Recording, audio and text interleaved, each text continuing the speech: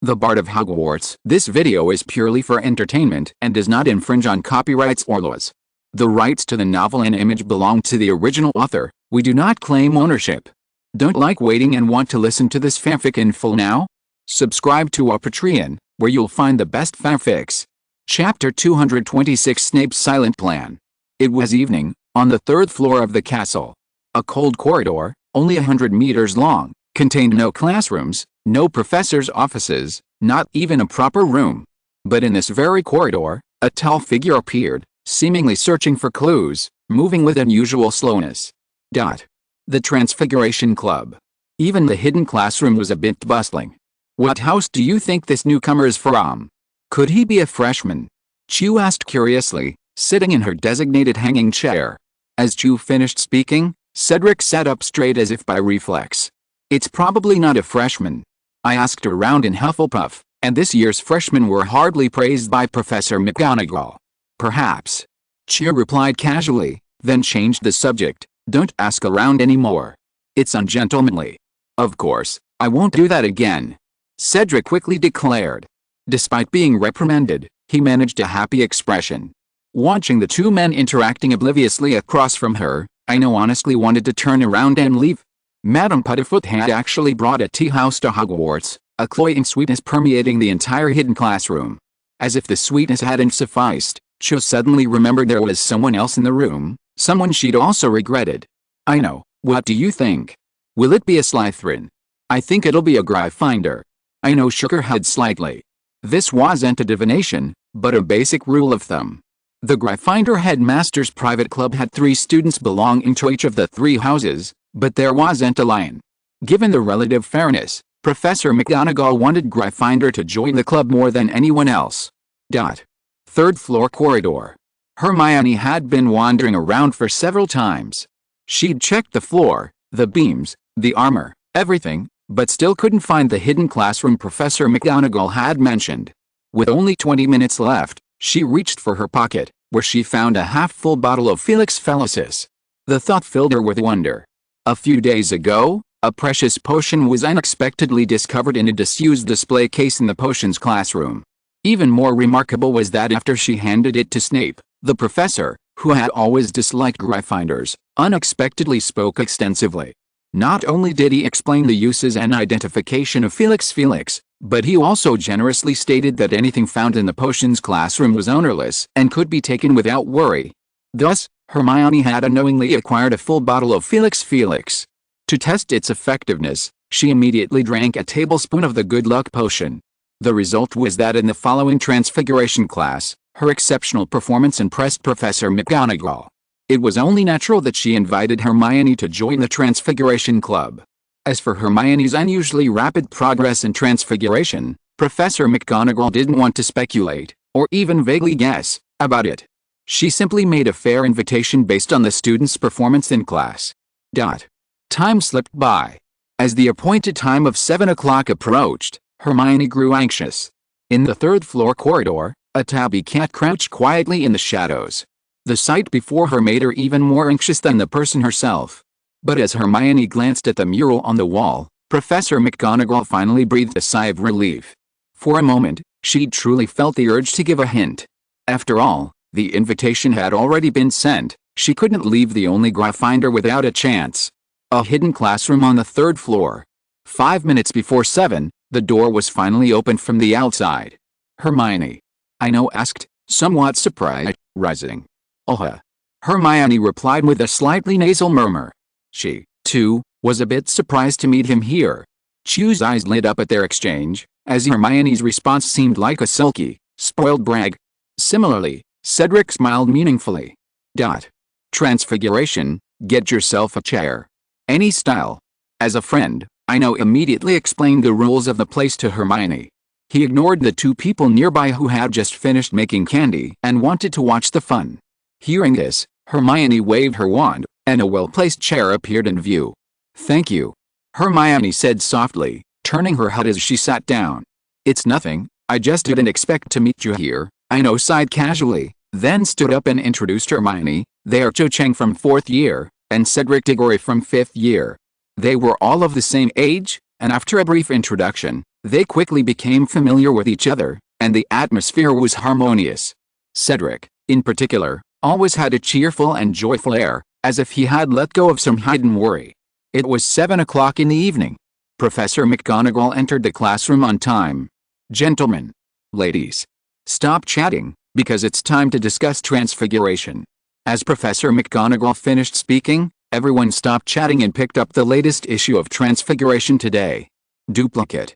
Seeing Hermione's empty hands, Ino waved his wand decisively and handed her the copied magazine. Professor McGonagall nodded approvingly. "Now, please turn to page 165. Today we'll discuss basic material transformations and changes in form." Well, everyone present was no fool. For such a fundamental, almost review-like discussion, everyone understood the reason. Yet no one expressed dissent. After all, they were all newcomers. Such consideration was sometimes necessary. Besides, strictly speaking, a discussion on the fundamentals of Transfiguration wasn't really a review. It was like improvisation on the piano, where unexpected new inspiration often sparked, creating beautiful music. After about a quarter of an hour, after everyone had finished reading the article, Professor McGonagall turned her attention to Hermione. "Miss Granger, let me begin with you. Tell me your thoughts on Transfiguration and the transformation of material forms." As if anticipating being called upon, Hermione paused for a moment before slowly speaking. "Transfiguration isn't creation, nor does permanent transformation exist. Therefore, the transformation of material forms is simply based on the wizard's understanding of Transfiguration." The answer was textbook standard, impeccable. Yet, even this perfect answer brought a flicker of disappointment to Professor McGonagall's eyes. But now that she was there, many things couldn't be changed. She only hoped her lone Gry finder could keep up, otherwise the Transfiguration Club wouldn't be much help to Hermione. No more sharing knowledge on holidays. Zia Odie wishes everyone a happy Dragon Boat Festival. Peace and joy. Remember to eat the rice dumplings. Chapter 227, Elemental Transformation, Observers See Clearly. In the Transfiguration Club. On the third floor, in a hidden classroom, the atmosphere became somewhat tense after Hermione finished answering the question. Cedric and Jo exchanged glances, each seeing a flicker of confusion in their eyes. It wasn't their fault, actually. As the two oldest remaining members of the club, they had witnessed the brilliance of the previous generation of graduates, as well as Ino's performance when she first joined. Therefore, Hermione's standard answer was somewhat surprising. Fortunately, neither of them was mean-spirited, and after a brief eye contact, there was no further reaction. After Hermione finished answering the question, Professor McGonagall glanced around calmly, and when she saw that the other three people didn't show much expression, she breathed a sigh of relief. Now, she was worried that the others would think this invitation was unfair. A standard answer. After a moment's thought, Professor McGonagall commented on the answer, then decisively changed the subject. "Okay, your turn." "Ino." "Yes, Professor." Ino put down the magazine when her name was called. "Although the subject is transfiguration, matter and form transmutation, I'm more focused on elemental form transformation, or the ability to imbue transformed objects with spirituality." This was inspired by the snowman that greeted Hogsmeade. Ino had always focused on elemental transformation. Due to his own personal reasons, he clearly understood that ice, snow, and fire were the fundamentals. Other magics were more of a supporting role. Currently, I can only imbue the snowman with spirituality, but the transformation of fire remains sluggish and rigid. As he spoke, Ino had already waved his wand, unleashing two elemental transformation spells, one of ice and one of fire. Simultaneously, a vibrant little snowman appeared on the classroom floor, even waving and greeting everyone. However, a rune snake, transformed from fire, stood motionless, its three heads atop its head like antennae. As you can see, the difference between the two elements after the transformation is quite significant. This makes me wonder if the difference in matter directly influences the effect of the transformation. Having posed this question, Ino sat quietly aside, awaiting Professor McGonagall's response.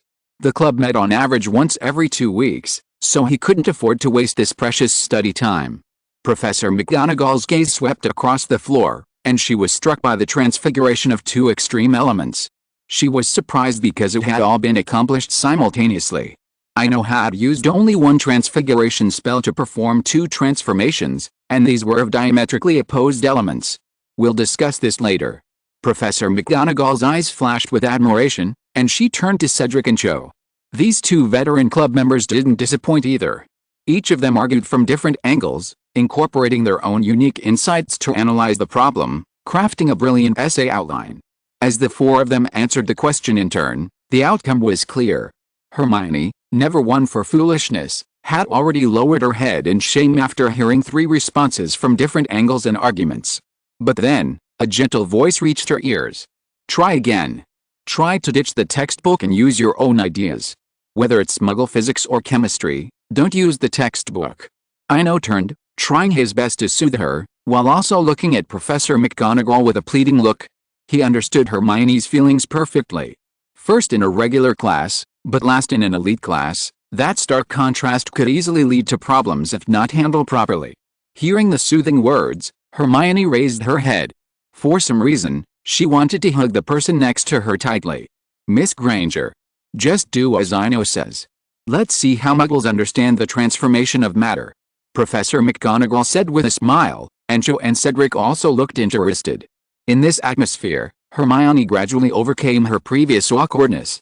She glanced at the person next to her, then raised her head, reorganized her words, and began to answer the question from a different perspective.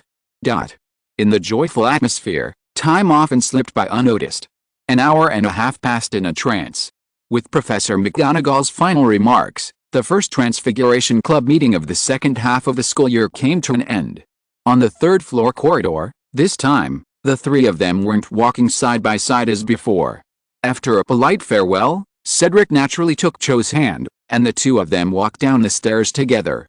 It was another sweet moment, and Ino was speechless. For a moment, he really wanted to offer the 2 of them some advice. If they really loved being together so much, why not turn the club into a double bed or a love seat next time? Hermione, also watching the hand-holding scene, had a completely different expression, a hint of envy lingering in her. The corridor, about 100 meters long, was short. It took only a few minutes to reach the turning point. Curfew in half an hour, Ino said, turning to Hermione. Hermione's performance had truly been impressive. While it might seem a little lacking at the moment, she had adapted to the atmosphere and discussion style in her first gathering, and it would only be a matter of time before she caught up. So, are you going back? Hermione asked, looking up. Before Ino could reply, she continued, actually, when you talked about elemental transformation, I think we should consider the nature of fire. Light and heat aren't just classified as elements, they can also be considered energy, just like the Oldbury nuclear power plant. Hermione's words gave him a vague grasp of something, but he couldn't quite grasp it. You mean the dissipation of energy? Ino asked uncertainly. Yes. Not entirely. Hermione nodded, then continued, like your initial snowman, it came alive because its energy dissipated very slowly. But the flame-rune snake is different. It constantly emits extreme light and heat. By this point, he should have fully grasped the crux of the matter. Unlike Professor McGonagall's magical explanation, Hermione used Muggle physics to explain the problem. Flame energy dissipates too quickly. Although magical energy keeps it burning, a burning flame is like a cell multiplying and dividing at an extremely rapid rate. Of course, cell replacement is inherently insignificant, just as a person's cells replace theirs every 7 years, yet their essence remains unchanged. But flames couldn't. Perhaps the elemental runes possessed the spirituality of a snowman in the first second, but as the energy continued to dissipate, the runes of the previous second and the runes of the next second were essentially 2 different entities, needing a core of protection. In an instant, the image of the phoenix appeared in Ino's mind, and he also thought of the essence of the fiend fire. Chapter 228 The two-sided mirror that has been shelved for 15 years. Those involved are often confused, while those on the sidelines see more clearly.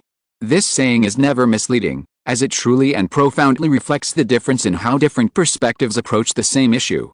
Thank you, Hermione. Ino thanked him earnestly. Looking at the girl, shoulder to shoulder, he no longer had the childish attitude he'd had before. It's nothing. Hermione said casually, but subconsciously turned her head to the side, avoiding direct eye contact. In just a fleeting glance, Hermione sensed a difference in Ino's gaze, a deep, luminous one. Under that gaze, she felt a sense of heat and discomfort. Ino didn't dwell on the girl's shifting demeanor. His mind was preoccupied with speculation about the transformation of the flame element. If a flame with special properties could transform into a variety of forms, the difference between a ball of flame and a fire rune spore capable of autonomous attack would be enormous. Its capabilities would more than double. It would be like having an intelligent combat assistant. And if the fire burned vigorously enough, it could become more than just a rune spore. Just a few minutes of communication. He felt he had gained more than he had in 6 months of trying on his own, and a sense of joy washed over him. Hermione was also delighted. This was a very good start. She had now made up her mind to carve out some time for potions, because the current good results were essentially due to that bottle of Felix Felicis. I have something I want to discuss with you, about transfiguration. After much hesitation, Hermione decided to strike while the iron was hot and pulled a two-way mirror from her pocket. Professor Snape gave me this before the holidays. I want to give you the other side so we can communicate more effectively about transfiguration. Her slender, white hands held a 2-inch round mirror. Hearing Snape's name, Ino looked at the mirror again, and suddenly felt a sense of timelessness, a sense of transcendence.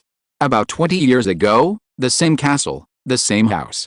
If a Slytherin and a Gryffindor had actually exchanged two-way mirrors, perhaps the entire story would have been completely changed. Okay. We'll discuss this through the mirror when we have time. This time, without hesitation, Ino took the two-way mirror and gently put it in his pocket. Yes. Discuss through the mirror. Hermione nodded emphatically. Just then, another voice came from behind them. As much as I'd like to pretend I didn't see it, I have to remind you too that curfew is in less than a quarter of an hour. Professor McGonagall covered her forehead, her tone somewhat helpless. After decades of teaching, Professor McGonagall knew that this kind of thing could not be banned, nor could she stop it. As long as the vague affection between students did not go too far, she always maintained a tacit attitude. After all, everyone had experienced it in their school days. But these two people in front of her gave her a feeling that they were not very smart. They knew curfew was about to start, but they were still standing there. If this was not the only way out in the corridor, she would not have wanted to interfere. Hearing Professor McGonagall's voice behind her, Ino turned immediately. Sorry, Professor. We were just talking about transfiguration and forgot to check the time. We will go back now. Talk about transfiguration? Professor McGonagall's eyelids twitched involuntarily at this explanation, feeling offended. Late at night, alone in the corridor with the girl, he turned around and told her they were discussing transfiguration, but then he thought of both of them as excellent students he valued. So, are you finished? If you are, go back. Before Ino could react to Professor McGonagall's change of tone, he felt a gentle tug at his sleeve. Then he saw Hermione lower her head and flee towards the sliding staircase. 9 o'clock in the evening. He had returned to his dorm on time for the weekend. Today's gains kept a faint smile on his face. Hearing the door open, Draco poked his head out from behind the curtains. You're back so late today? Is everything all right? Hearing this concerned inquiry, Ino smiled back. Get some sleep. What could possibly happen to me? Oh. Draco replied, then retreated back into silence. A moment passed. Draco's voice echoed in the dormitory again. Ino, do you have any ideas for making money? Make money? Ino asked hesitantly. Logically, the Malfoys were always well off. Yes. Make money. Draco poked his head out again. I want to earn money to buy a firebolt. As Draco explained, Ino finally understood the reason. But it also made him feel a little amused. The firebolt wasn't some nimbus broom. 2,500 galleons, how are you going to make money? I have a lot of shares in my name. My grandfather set them up when I was born, Draco blurted out without a second thought.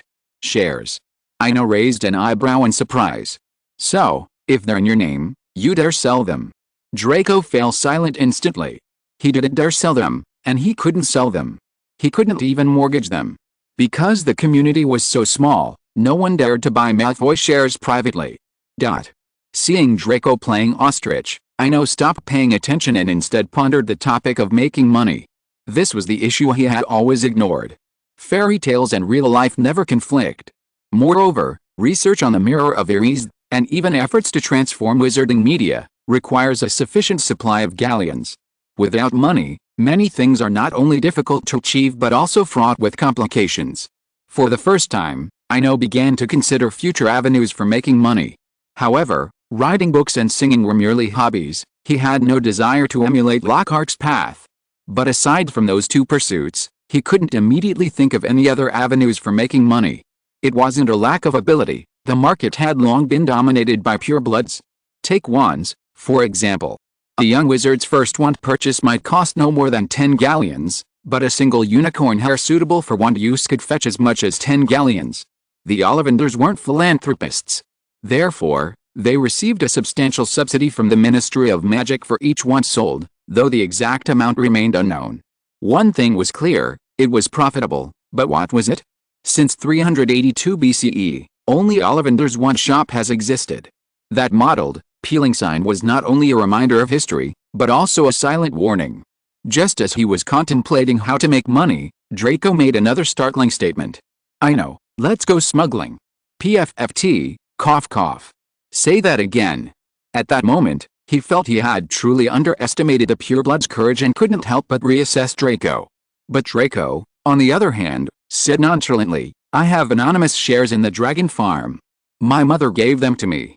No one knows about them." Chapter 229, talking about smuggling in the dormitory. Slytherin dormitories. No one could have imagined that two third-year wizards would discuss smuggling before bed. Ino was deeply skeptical of Draco's naive suggestion. While buying rations for the Acromantula, he'd learned that the Abbott family was responsible for the smuggling business in England's wizarding world. Perhaps the leaky cauldron was originally built to facilitate information exchange. Even though old Tom was toothless and bald, smiling and wiping cups all day, if anyone dared to touch the Abbott family's cake, they'd be quick to turn hostile. Compared to smuggling, Ino cared more about something else. "Draco, how much stock do you own in that dragon farm? I mean, do you have a say? Or just a share of the profits?" "Of course I have a say." Draco leaped off the bed, his visions brimming with excitement. "Let's start with a small amount, so the Aurors won't bother checking 2 students. And once we've made 5,000 galleons, we'll stop and give everyone a firebolt." "Stop." Ino, though somewhat moved by this daydream, decided to pour cold water on the idea. "Even if you can get the dragons in safely, how are you going to sell them? To whom? Without a sales channel, we'll have to sell them cheaply to the Nocturnally Shulman, and we might even lose money. Then what do we do?" Draco hung his head. He wasn't stupid. The moment he heard about sales channels, he'd figured out the problem. Perhaps smuggling wasn't just about sneaking things back in. "There's definitely a way," Ino said confidently. "We just need a side in supporting processing services, and your dragon farm is the best option. And most importantly, it's legal." "Legal?" Draco's eyes lit up at the word. "Yes, it is. And it's an exclusive business," Ino reiterated, emphasizing the legality and monopoly. The combination of these two words made Draco unable to sit still any longer, and he jumped out of bed in his pajamas. "Tell me. If we can't finish it all, we can find someone to invest. Pansy, Daphne, Blake. We can do it alone." Ino interrupted. "I have a tamed Acromantula, and their venom is a precious potion ingredient." In fact, when he heard about smuggling and dragon farms, he thought of the Acromantula in the box. Although he would leave some for Lena, with the Acromantula's reproduction rate, it was a drop in the bucket. The only thing that could limit the Acromantula's growth was food, or rather, meat imbued with magical power. This was exactly what complemented the dragon farm. The only valuable parts of a dragon are probably its blood, hide, heart cords, and even liver and dung. I'd never heard of dragon meat having any economic value. And the Acromantula, a 5x magical beast that lives in groups, is also dangerous to ordinary wizards. If caught in a swarm, they could be killed. As for its precious venom, that's probably because capable wizards disdain to earn it, while those without can't afford it. In the dormitory, Ino explained his plan in detail, but there were only 2 challenges: legal breeding procedures and sales channels. The second was easy. He planned to contact some reputable potion shops through Snape. With a high-quality and stable supply, he thought he wouldn't be rejected. However, legal breeding procedures would require the influence of the Malfoy family. Of course, either Newt or Dumbledore would be more convenient for this. But after hearing about the 2 firebolts during their earlier conversation, he had an idea. Putting himself in their shoes, Just putting in the work without any investment, and being promised a broom worth 2,500 galleons, that actually says a lot. After more than 2 hours of discussion, Ino finally felt overwhelmed with sleep and had to end the conversation. Go to bed, there are things we need to plan carefully. Rome wasn't built in a day. Compared to Ino's sleepiness, Draco was slightly excited, his cheeks flushed, as if he had written on his forehead that he was going to do something big. Despite his excitement, Draco still tentatively asked, "Can I tell my father about this?" Ino nodded secretly at this question, feeling proud of himself. "Of course, I was going to tell Uncle Lucius through you." "Okay. Then I'll write a letter tomorrow." Draco's tone was a little disappointed, but he was used to it. After all, he didn't have the final say in the Malfoy family. The next morning, after waking up, Ino didn't rush to get up. Instead, he leaned against the bedside shelf and stared at the ceiling quietly. Unlike the original story, Draco chose 4 electives in his 3rd year. As a result, his dorm room often seemed empty. Thinking back to the original story, he was surprised to find so much had changed that his memories had become hazy. Many things were gradually fading, and unless he used the pensieve, he couldn't recall much of the original story.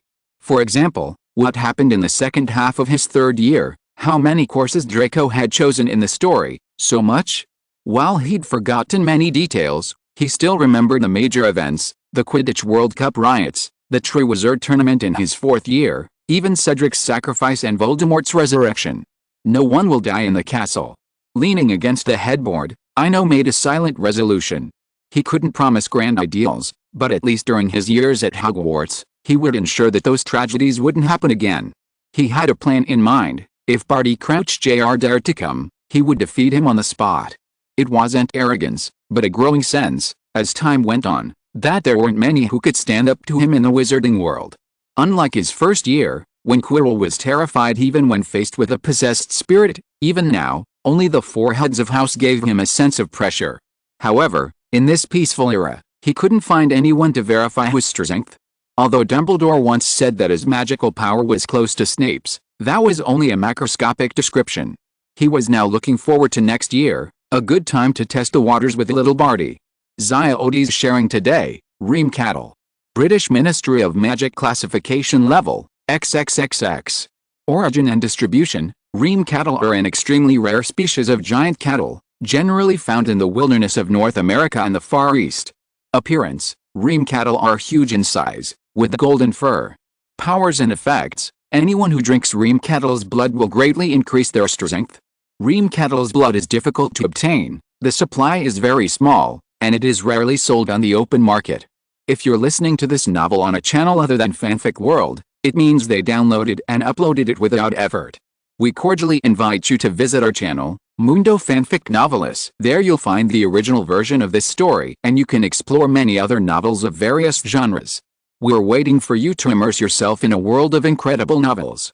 Chapter 232 Months. Imaging Mirror. Time passed peacefully in the tranquil Hogwarts. Sunlight streamed down, a gentle breeze caressed the air. Outside the castle, the Whomping Willow sprouted its first early spring buds, year after year, seemingly telling the stories of young wizards. It was like a breathtakingly beautiful dream, enchanting and lingering. Time drifted by, and in the blink of an eye, 2 months had passed. In the Sanctuary Valley, a 15-foot-tall ice troll pulled a plow, and behind it stood 4 or 5 goblins, also made of ice. Each time the troll plowed the ground, the foot-tall goblins quickly sowed seeds in the soil. Beneath the valley's olive trees, Ino sat on a transfiguration recliner, leisurely watching them work. These trolls and goblins, though a bit unsightly, were skilled farm hands. With spring approaching, the valley's herb planting became essential. Over 100 acres might not seem like a large number, but it translated to nearly 500,000 square meters. Farming such a vast area alone would be tedious, even with magical assistance. Therefore, these ice creatures came into being. Through transfiguration, they shaped their bodies, then inscribed with alchemical formulas and ancient runes, creating a docile farming assistant. After observing the farming for a while, Ino withdrew his gaze and turned to the notebook spread out on his lap. Once crafted from the shed skin of a basilisk, it was densely packed with intricate patterns. Under the light of the oil lamp, these were the alchemical formulas hidden within the Mirror of Erised and the two-way mirror. Unlike the Ravenclaw diadem, which contained the most primitive runic construction, these mirrors displayed alchemical formulas derived from runes. This was crucial, as it greatly facilitated reference and study. While the ancient runes were lost, alchemy remained a well-established tradition. The so-called lost method for crafting the two-way mirror was merely the loss of an artifact. Wearing the Ravenclaw diadem and consulting the library's alchemical books, he easily deduced and understood the principles of imaging technology. The overall technique resembled the Muggle Khazar-Ev mirror, a large, curved mirror. This discovery further deepened Ino's appreciation of the power of alchemy. Khazar-Ev was a Muggle scientist, the first to propose the non-existence of time. The fact that both matter and time can be distorted was his most famous conjecture, a highly worthy proposition. Furthermore, after understanding the two-way mirror's imaging technique, his admiration for the Muggle scientist deepened. While alchemy had long been involved in this knowledge, Khazar-Ev's achievements went far beyond this. As early as 1983, the Muggle scientist even planned to create a time-distorting device, but strangely, he passed away the day before his experiment was complete. While he was sadly gone, the famous Khazar-Ev mirror survived. Remarkably, the arrangement of the alchemical formulas on this curved mirror bore a striking resemblance to the mirror of Orist. A simple example: the world is inherently colorless. All the colors we see are simply the frequencies of light refracted by objects. Both alchemical formulas and the Khazar-Ev mirror are based on the geometric form of the Fibonacci sequence, exhibiting a spiral shape. Therefore, within this spiral, reflections and distortions of light can be clearly seen. The resulting arrangement and combination of light creates a visible image. While complex, it's certainly true, but with the wisdom of our predecessors as a reference, everything becomes relatively simple. With the help of the Ravenclaw diadem, Ino, through reading both Muggle and Wizard lore, successfully understood and initially replicated the imaging alchemical technique. Thinking of this, he switched to a second-person perspective. After the last magical commotion in Horrorland, the Boggart had likely undergone a transformation. In his sight, the once misty Boggart now soared freely in midair, carrying a 3-foot circular mirror. From above, the valley appeared tranquil and beautiful. Trolls plowed, goblins sowed, and a young man sat reading under an olive tree. The entire scene was remarkably harmonious, transporting one to the classical era, where magic and agriculture merged. Horizontal ellipsis. As his thoughts turned, the Boggart slowly descended.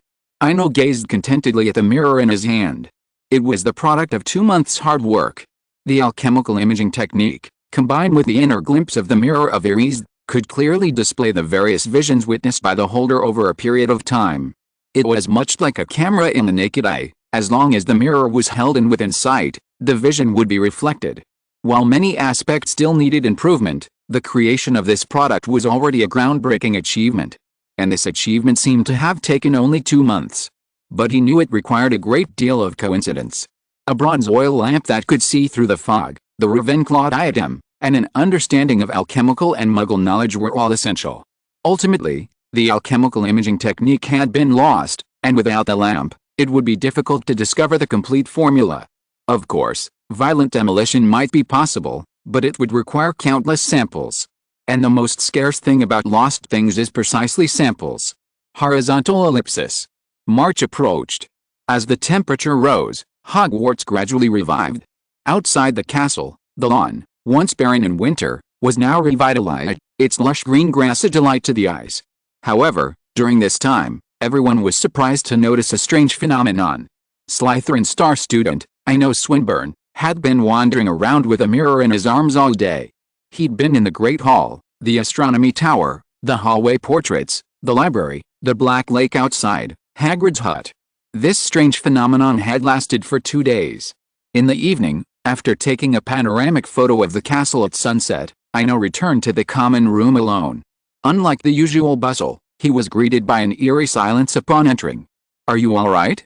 There's been rumors circulating for the past 2 days that you're under a curse," Draco asked, somewhat worriedly.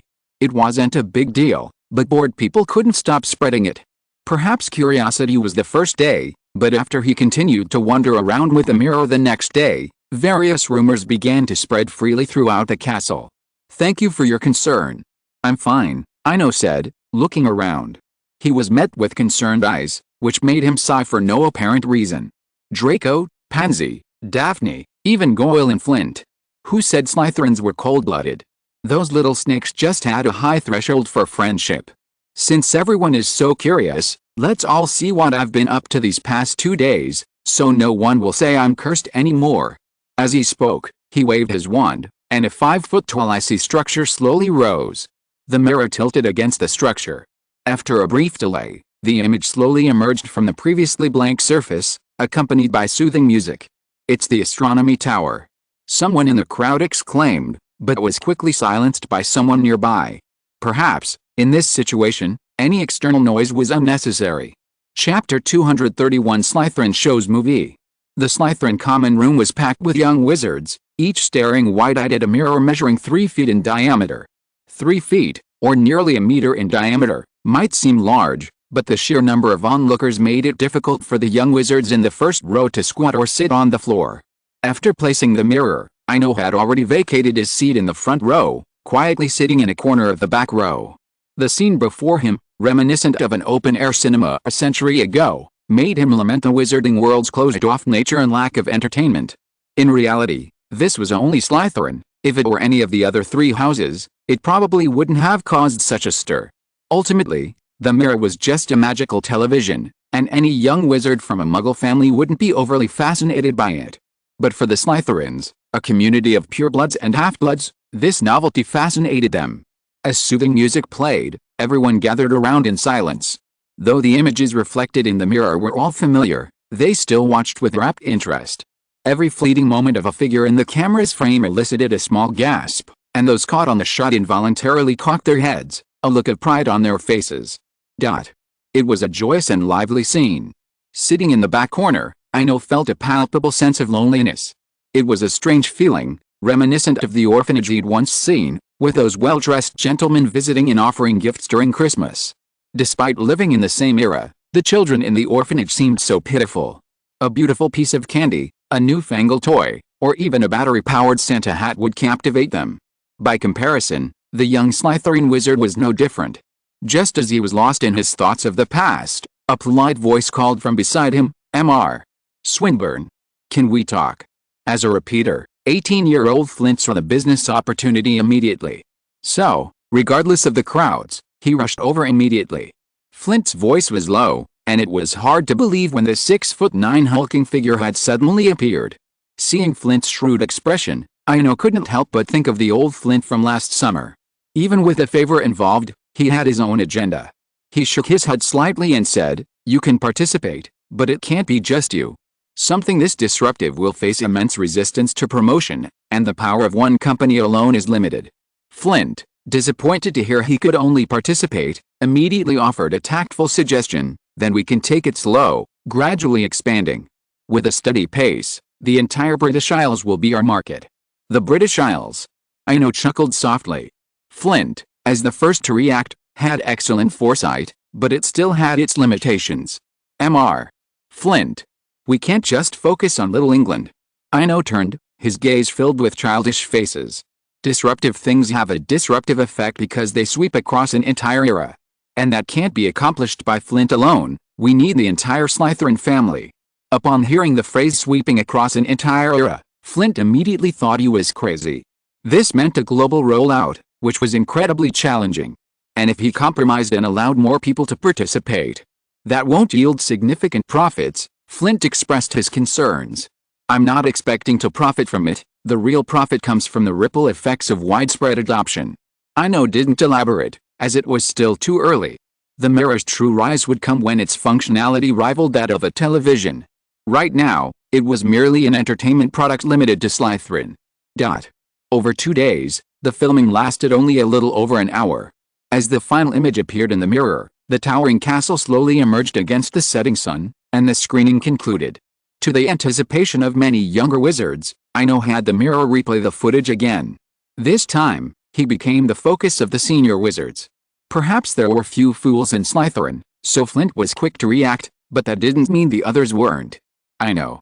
You're a friend of our Malfoy family," Draco spoke first, turning his gaze towards the others. Though only a third year, Draco stared back at the many senior wizards without a shred of fear. It was a silent statement of support. Similarly, Pansy, Daphne, and the rest of their History of Magic review group all stood together. It was an amusing scene, even though no one was saying anything. Many people were already taking sides. This even affected the young wizards watching the movie in the front row, who gradually joined forces. Seeing the polarization, Flint, the archetypal house leader, was the first to step forward. "What's wrong with you? Are you going to fight over a single word? We'll be the laughingstock of the other houses tomorrow." Flint stared at the two groups, bewildered. Why had a standoff broken out? But it wasn't just Flint who was bewildered, everyone present was baffled.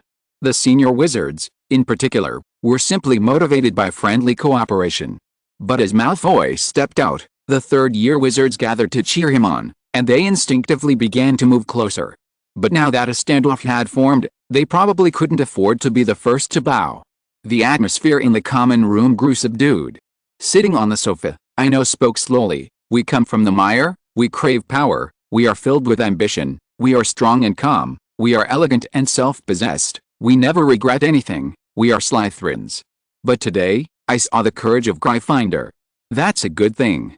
It proves we've made progress." This little joke lightened the mood. Ultimately, the standoff had been just a beautiful misunderstanding.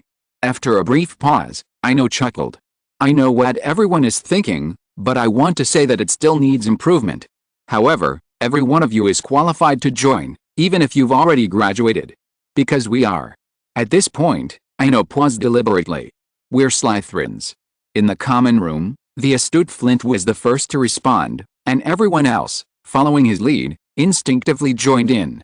The word Slytherin dissolved the previous conflict and confrontation. But it also made many people remember a single figure, the one who had been sitting on the sofa from the very beginning. Chapter 232 Merlin Medal. Time slipped by. 3 days had already passed in silence, but after the last confrontation, Slytherin had become more united than ever before. It was like, no matter who was blocked or bullied, there was always someone to stand up for them. Slytherin's third year, girls' dormitory. "Do you say leaders are born?" Pansy, holding an inch-thick copy of Das Kapital, seemed to be asking a question, but also seemed to be talking to herself. She had also noticed the recent changes in Slytherin. And the cause of this phenomenon was just one person, because of a few words. "I don't know what's wrong with you." Daphne looked at her good roommate helplessly. "But I know one thing very well, Ino's achievements were not accidental. From the first time he told a story, the first time he appeared in the newspaper, and even when he was the first to stand out from the train surrounded by Dementors." Daphne paused slightly, as if the name of Dementor had brought back bad memories for her. After a brief pause, she continued, "I'm saying that Ino's achievements and prestige were accumulated bit by bit. While I don't know what you've been through, I want to say this, don't try to copy anyone else's path. We have ambitions, but we're not crazy." Daphne finished, looking at Pansy with some concern. She had noticed something different about her since Christmas break. To be more precise, it felt like Pansy had grown up overnight. "Your worries are unnecessary." Pansy smiled warmly. She was aware of the changes in herself, but she didn't think they were a bad thing. Although the mirror in the trophy display room on the fourth-floor corridor had disappeared, the scene inside was still vivid in her memory. It was like a new window had been opened for her, and the beauty it revealed intoxicated her. Meanwhile, in the Hogwarts Great Hall, Draco, Goyle, and Crabbe were pacing back and forth with a haughty air. They looked as if they were selecting a prime location. But in reality, they were simply choosing a prominent position. With the appearance of the second mirror, the previously tiresome scenery was successfully replaced. The story within the second mirror was also quite entertaining. The scene appeared in a valley, and the protagonists were magical creatures made of ice and snow, a troll and a goblin. Although it only lasted a few minutes, it was filled with laughter. The foolish troll Tom and the shrewd goblin Jerry, they always managed to pull off hilarious antics together.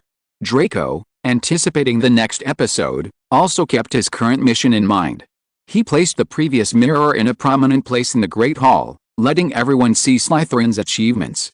Of course, Goyle had originally been assigned this task, but he had snatched it from him. But none of that mattered now. He had spotted Scarhead and his red-haired henchman. "Goyle, follow me. Let's go meet Scarhead. Crabbe, hold the mirror. If you dare break it, you're done for," Draco commanded over his shoulder, striding towards the Gryffindor table with a domineering gait. As if they were truly on the same page, Harry turned around and spotted the approaching figure. Malfoy. What are you trying to do? Ron immediately stood up, stepping in front of Harry without hesitation. What am I doing? Draco said proudly, looking at the red-haired man before him. I'm just trying to open your eyes. You'll end up being ignorant forever, you poor Weasley bastard. A year later, Draco had once again caused a stir with his words. Before Ron could object, Ginny stood up. We may be poor, but we don't need you mocking us, you wavering Malfoy. Unlike Ron, George and Fred stopped watching the scene when Ginny stood up. They appeared on Ginny's left and right. Seeing the situation escalate, Crabbe, who had been pretending to be honest, spoke up for the first time. This is an alchemical item made by Mr. Swinburne. It's a very interesting mirror. He calls it a cinescope. It can show interesting images. I know. George and Fred exchanged a glance, their guard gradually lowered. In the wizarding world, some names seem to hold a magical power, drawing crowds of people eager to see the spectacle. Not just Gryffindors, but even Ravenclaw and Hufflepuff. The Badgers, in particular, emboldened themselves to squeeze in after seeing Cedric appear, each one acting as if they had a backer. Ahem. Draco cleared his throat with a reserved expression as the crowd gathered. What I'm going to show you now is the greatest alchemical artifact of the century. Outside the crowd, Ron grumbled, annoyed at Malfoy's smug expression. What was there to be proud of, just running an errand? Despite his disapproval, he didn't leave. Instead, he squeezed in several steps. Look, a videoscope. Draco pulled back the velvet covering the mirror. Crabbe had placed the 3-foot-long mirror securely on the dining table in the Great Hall. The Great Hall was buzzing with activity. Laughter was also emanating from the headmaster's office on the 8th floor. This magically reimagined Tom and Jerry game not only made Dumbledore laugh out loud, but also the portraits of past headmasters on the wall. The 20-minute plot sped by amidst laughter.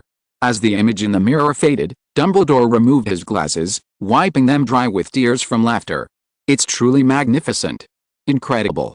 Dumbledore exclaimed, wiping his eyes and looking at the 3-foot mirror. At that moment, he understood why Ino had sought the Mirror of Ares in the first place, but what surprised him even more was that it had only been a little over 2 months. Ino, you've astonished me once again. This alchemical talent, perhaps there's someone you should meet. Are you talking about Mr. Flamel? Wasn't the Philosopher's Stone destroyed? Ino asked, a little surprised. Although Nicholas Flamel wasn't mentioned in the original story, he had always assumed he had died after the destruction of the Philosopher's Stone. The Philosopher's Stone was destroyed, but a legendary alchemist wouldn't die so easily, even though Nico had long since prepared for death. But before that, I need to tell you some good news. This Visorscope, Professor. Ino said. Yes, Visorscope. I'll apply for you to receive the Order of Merlin, 2nd-class medal. Wizards haven't innovated in a long time. Dumbledore's tone was a little downcast. There were things he saw clearly, perhaps more clearly than anyone else. Wizards need to broaden their horizons. Ino took over, stating his position. He wasn't overly ambitious, but wizards' perspectives needed to change. At the very least, communication couldn't rely on outdated letters. Broaden their horizons. Dumbledore savored the words carefully. After a moment, he slowly nodded. Ziodes sharing today, Hippocampus. British Ministry of Magic Classification, XXX. Origin and distribution. The hippocampus is a large monster native to Greece and can be frequently seen in the Mediterranean. Appearance. The harpy has a horse's head and forebody, with a fish-shaped tail and hindquarters. The harpy lays large, translucent eggs through which harpy baby juveniles can be seen. Chapter 233, Selection of Chief Director of Hogwarts. On the 8th floor of the castle, in Hogwarts' most special room.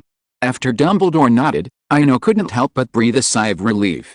He was genuinely worried the old headmaster would have a different opinion. An orphan, a Slytherin, a gifted man who gathered people for small classes in his 2nd year, all those auras piled up. Honestly, if you were in his shoes, he'd be more or less on guard. After all, the lesson of the past was there. However, Dumbledore always maintained an attitude of trust, even blind, almost mysterious trust. This surprised Ino. He wasn't Harry, and his style wasn't black and white. Professor, don't you want to say anything more? What? Dumbledore raised an eyebrow in confusion. So? I want you to hurry up and get the second Tom and Jerry movie. Oh. All right then. Ino looked away speechlessly. The old headmaster played dumb. He really had no choice. Ha ha ha, don't be angry, Dumbledore laughed heartily. What do you want me to say? But I'm only an old man. Perhaps I should have left the stage long ago, just like that book you wrote. Dumbledore tapped his fingers, and a pale blue covered book flew from the bookshelf, opening itself as it flew. When Ino received it, he happened to be opening to the story of the Thunderblade, Bitter Wheel, and the motto on the weapon, the brighter the light, the shorter the bitterness. Reading the contents, he began to understand Dumbledore's thoughts. Perhaps the legendary White Wizard, active for a century, had been exhausted by the burden he shouldered. Understanding it was understandable, but there were some things Dumbledore simply couldn't do without. Take Tom, for example. Although his opponent's hand was currently almost clear, if the cards were too strong, even a clear hand would be difficult to win. All of Voldemort's known Horcruxes could be rendered harmless, but the only variable was Nagini. A few days ago, when Ino felt he was confused about the original story, he took half a day to go over it in detail. However, it was discovered that despite all the planning, one Horcrux was still missing. Furthermore, according to the original timeline, Nagini hadn't been created into a Horcrux yet. Missing one meant missing all of them. Especially for a wizard like Voldemort, one useful Horcrux was all he needed. After all, those with the ability to suppress it didn't care how many Horcruxes he possessed. Without the ability to suppress it, even if Voldemort didn't have any Horcruxes, his opponents would be helpless. 14 years ago was a prime example. Sitting in the headmaster's office, Ino's thoughts drifted, and he unknowingly slipped into Dumbledore's shoes. An unknown seventh Horcrux, and another living within the castle. It was like a dogskin plaster. It was a truly tangled mess. In the headmaster's office on the 8th floor. As Ino fell into thought, Dumbledore didn't speak to disrupt the silence. Instead, he gazed into the mirror with interest, as if contemplating something amusing. Despite being a centenarian, he always managed a naive smile. In particular, his gaze flickered between the portraits of past headmasters and the mirror, as if he had truly discovered something interesting. The corners of his mouth curved up in a noticeable arc. Ino also noticed this hint of a smile. Professor. I've always been curious.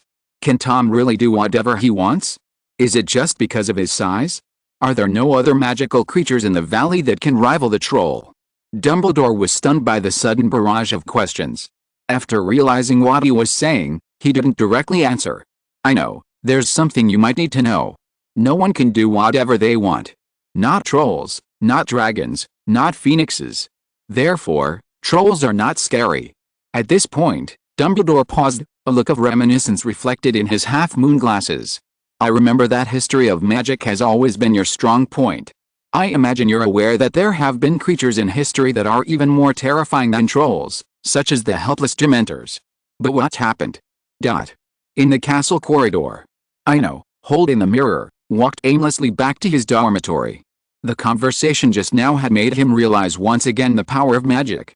Although Professor Binns had said this before, Dumbledore's explanation this time was even more direct. It was a power that defied reason and logic. Dementors appeared, but the Patronus charm was quietly born. Similarly, when Voldemort reached a certain level of madness, prophecies and saviors appeared. It was as if there was an invisible ruler. Within reasonable limits, one could do whatever he wanted, but beyond that limit, someone would step in to stop him. This wasn't an unfounded speculation. Besides Harry and Voldemort, the most obvious example was the fire in Paris, where Nicholas Flamel, who had been indifferent to worldly affairs for centuries, even stepped in. But what truly puzzled him was whether this ruler was similar to the rules of fantasy. Reckless behavior would ultimately lead to one's own destruction. Ino walked alone through the corridor. But there was no trace of loneliness along the way. Many young wizards, upon seeing a mirror, would instinctively turn back, then adopt a self-proclaimed graceful and beautiful posture, passing by it naturally. At the same time, she casually glanced back, flashing a charming smile. However, this kind of behavior mostly occurred to young wizards in their third year or younger, and the majority were girls. Faced with such an amusing scene, Ino temporarily shook off the distracting thoughts and simply enjoyed campus life as a student. Overthinking things too much in advance only adds to the worry. This bustling scene continued underground in the castle. Turning the corner and entering the corridor to the right, only Slytherin students remained. Of course, if you went to the left, it would be Hufflepuff territory, but the two houses always used the staircase as their center. They divided the corridor equally, maintaining a principle of non-interference. After answering the correct command, Ino entered the common room. Today, the common room resembled a Muggle arcade. There were always a number of younger wizards gathered in front of the mirror, reveling in stories they'd already seen before. Maybe we could film something. Ino suddenly realized that it would be difficult for him to create an interesting film or television project on his own. While the Tom and Jerry remake was entertaining, it wouldn't last long, and he didn't have the energy to devote to it. Turning his gaze, he spotted Draco, who was engaged in a lively discussion. This roommate, sometimes brilliant, sometimes childish, and always eager to show off, would likely be happy to accept the position of Hogwarts head director. Chapter 234. A letter 2 months late. That night, after finishing his screening in the common room, Draco struggled to carry the mirror back to his dorm. He deeply disapproved of Ino's attitude. How could such a precious alchemical tool be so carelessly left in the castle hall or the common room? If it were vandalized, the perpetrator wouldn't be found. Moreover, he had noticed from the beginning that the red-haired Wheel-Eyes were interested in the mirror, not just Scarhead's lackeys, but also the two fifth-year twins. This discovery made Draco even more worried. Not only did he personally move it in and out every day, but he also arranged for Goyle and Crabbe to take turns keeping an eye on it. Although Ino was careless and didn't care about anything, as a friend, he had to fulfill his obligations. But today, something seemed different. As he returned to his dorm with a mirror, he noticed Ino's intense gaze. Is there something wrong? Even though I took the mirror back from the hall half an hour early today, not many people have been looking at it lately. Draco's eyes were evasive. There's nothing wrong with it. It's just that I find you're well suited to these things. Ino paused, unable to think of a suitable compliment. I like to show off the glory of Slytherin. Draco added thoughtfully. That's great. Ino nodded approvingly. This show at glory was a truly advanced concept. Draco, now there's something even more glorious. Are you interested? For example? Draco asked nonchalantly. He was clearly interested, his eyes sparkling, but his body language remained reserved. He chose not to point out his roommate's pride, explaining immediately, for example, you write and film the story, replacing Tom and Jerry with real people. Ino tried his best to use simple, wizard-friendly language to describe the filming process and the director's responsibilities. As time went on, and the description deepened, Draco's eyes lit up with an unprecedented brilliance. It was as if he had rediscovered himself and found his mission. After explaining the director's responsibilities, Ino was shocked to find himself surrounded by Malfoy-style henchmen, the kind who always carried a sketchbook. Every day, he'd find an opportunity to ask questions about angles, lighting, and scenery. He might have been able to get by at first, but as the questions grew more specialized, he began to feel overwhelmed. He'd thought the days would drift by in this playful and uneventful fashion. Then, a sudden letter disrupted his orderly routine. Ino, what did my father say? Draco asked curiously. The paperwork's done. I might have to leave Hogwarts soon. Ino put down the letter, not hiding its contents. After more than 2 months, the spider farm he'd envisioned had finally been legalized by Lucius. The dragon farm was located on the Croatian island of Brijuni. While Brijuni was once a prominent name on the international regulatory scene, it actually consisted of more than a dozen small islands. Muggle maps listed 14 Brijuni islands, but wizard maps always listed them as 15. The extra island was a dragon farm protected by a Muggle-repelling charm. At the same time, Draco, upon hearing the approval had come down, seemed somewhat uninterested. He now had new pursuits, and the firebolt, once so desperately desired, seemed less important now. How long do you plan on being gone? I haven't mastered the camera transitions yet, Draco said reluctantly. A month, or a few months, I'll try to be as quick as possible. Ino hesitated for a moment, but still answered the question. He truly didn't know how long he would stay, but one thing was certain, it wouldn't be too short. As the world's first necromantial farm, there were many things he needed to explore.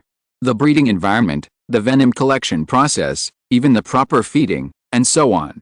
Only when everything was on track could he sit back and relax, waiting for his annual dividends. Just as he was pondering this, Draco spoke up, uncharacteristically, "I know, why don't we just give up? Let's just focus on filming. There's no need to waste time on this." Give up. Faced with such childish talk, he longed to use a mirror to record it and show it to Lucius, so he could see his good son's performance. "Do you know how much effort your father put into this? It's not just about getting a license from the Croatian Ministry of Magic. A new industry is bound to face the prying eyes of many jealous people. I was just saying it casually." Hearing the huge effort, Draco turned away, feeling a little guilty. Faced with Draco's impulsiveness, he decided to say something. After all, it was the end of the second half of the school year, and they were already 15 years old. In the Middle Ages, they might have had 1 or 2 children. "Draco, if you can, don't give up so easily in the future. It's okay for us to say this in the dorms, but Uncle Lucius would be very disappointed if he heard." Ino said this seriously, but then he changed the subject. "As for the filming, I'll leave 2 new mirrors. You can try as much as you want. Combining teaching with rewards always has immediate results and is the best way to educate." Draco's slightly depressed look disappeared. "Leave it to me. You'll see an interesting story when you come back." "Well, I won't give up on the Accormantula either. I'll live there for a while during the summer vacation. After all, it's our business," Draco said confidently. Ino smiled and nodded at such energy and confidence. However, there was something he didn't realize. His daily behavior was becoming more and more like Dumbledore. It was a kind of heartfelt satisfaction that came from watching someone grow. The first weekend after receiving Lucius' letter, Ino rushed to Hogsmeade early in the morning and opened the fireplace in his house in one direction.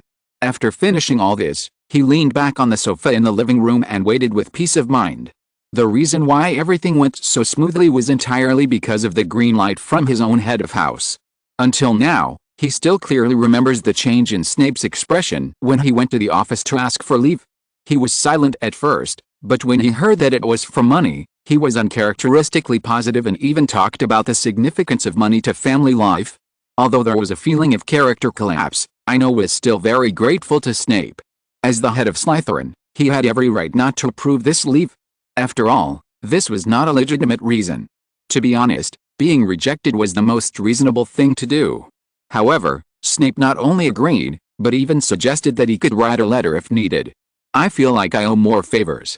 Looking at the orange flames in the fireplace, he was thinking about how to find an opportunity to repay. Chapter 235 The Ultimate Fear Between Life and Death. Brijuni Island, Croatia.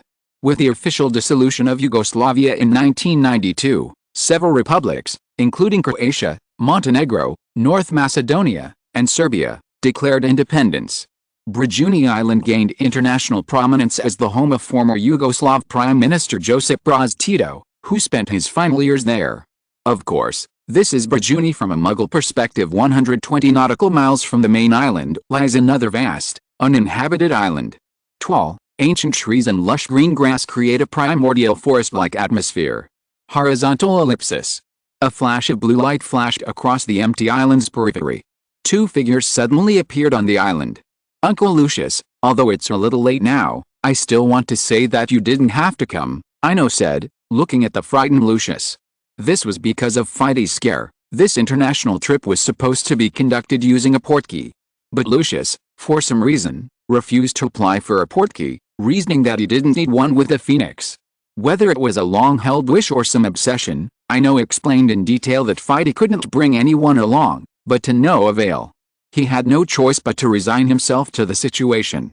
However, Lucius was truly vulnerable to shock. Fides' mere curious glance completely broke Lucius's defenses, and he timidly avoided meeting his gaze. Ino had assumed he would ultimately be alone on this journey, but after a short rest, Lucius regained his composure and insisted on going along. Despite his eloquent words, after grasping Fides' tail, Lucius regretted his decision. His cold, black eyes, shrouded in a magical aura of deep resentment, reminded him of a similarly cold and ruthless figure 15 years prior. But thankfully, all that was in the past.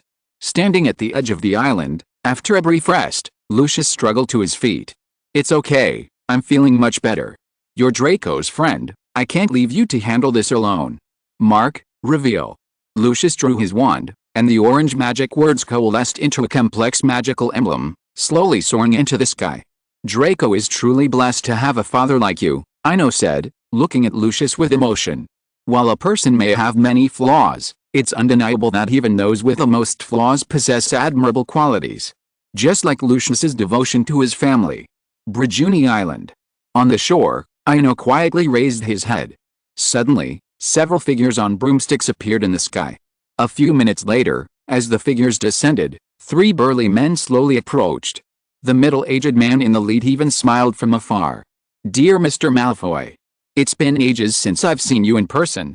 You have no idea how delighted I was when I received your letter." "Long time no see, Dren," Lucius replied calmly, then turned and said, "This is Mr. Swinburne. Our Malfoy family's best friend. The second wizard in the wizarding world to own a personal phoenix, a best-selling author." The middle-aged man named Dren greeted him with equal enthusiasm. It seems some people are naturally sociable, while others are relegated to hard work. But there's another type of person who combines the best of both worlds, smooth socializing and the ability to get things done. After just a few minutes of interaction, Ino had already given the Dragon Farm manager before him a high rating of 85. He was not only eloquent, but also thoroughly knowledgeable about the farm's operations. From precise reports on profitability to detailed information on the habits and breeding details of various dragon species, even down to the character of the farm's employees, he was able to answer every question. "Dren, let's go check out the site first." After a brief exchange of pleasantries, Ino stated the purpose of their visit. "Of course, Mr. Swinburne." Dren responded immediately, but at the same time, his gaze shifted to Lucius beside him. This dragon farm belonged to the Malfoys, a fact he had never forgotten. The group mounted their brooms. Ino had also gained a relatively good understanding of this hidden island. Its overall size was impressive. The broom flew for about 10 minutes before reaching the center of the island. It was an empty square dotted with various iron railings. After landing, Durin pointed to the surrounding iron railings and said modestly, "This is it." After receiving the notice, I looked up the characteristics of the acromantula and took the initiative to build these. Faced with these conventional iron bars, Ino smiled non-committally. If the acromantula were really that easy to keep, its venom wouldn't be so high. "Is this place unsuitable?" Lucius asked quietly after a long period of no response. "It's not unsuitable, but some improvements are needed. Besides..." Ino suddenly stopped mid-sentence. For a long moment, he glanced off to the side with a strange expression. A vast, enclosed room, its height at least 10 meters, stood out. "What's that for?" "It's a dragon blood collection site, and they sometimes slaughter old fire dragons," Durin said cautiously. Since their meeting, he'd sorted out priorities. Perhaps this young man would be the one truly in charge of the dragon farm in the future. Blooding and slaughtering. Ino shook his head slightly. Let's go to the southern jungle first. That's the perfect habitat for the acromantula." After a brief pause, he quickened his pace, heading towards the other side of the island. While a little surprised, they didn't dwell on it, especially as Durin led the way. He had realized his good intentions had backfired, and he urgently needed to remedy the situation. As everyone's attention shifted, Ino reached out and pressed his hand firmly between his brows. No one noticed that beneath his feet, a dark, sticky shadow, like thick ink, was gradually fading. In fact, the moment he passed the dragon-slaying grounds, he felt an intense sense of elation. This feeling was all too familiar. It was the Bogart's response after absorbing enough fear. After learning the purpose of the house, he guessed the source of the fear, the dragon. As both 5x magical creatures, the dragon was perhaps inherently stronger than the acromantula. Especially when faced with the terrifying prospect of life and death, that momentary emotional absorption nearly overwhelmed him, nearly losing control of the hidden Bogart. This was no small matter. Had he not handled it properly, the people around him, including Lucius, would likely have spent time in St. Mungo's.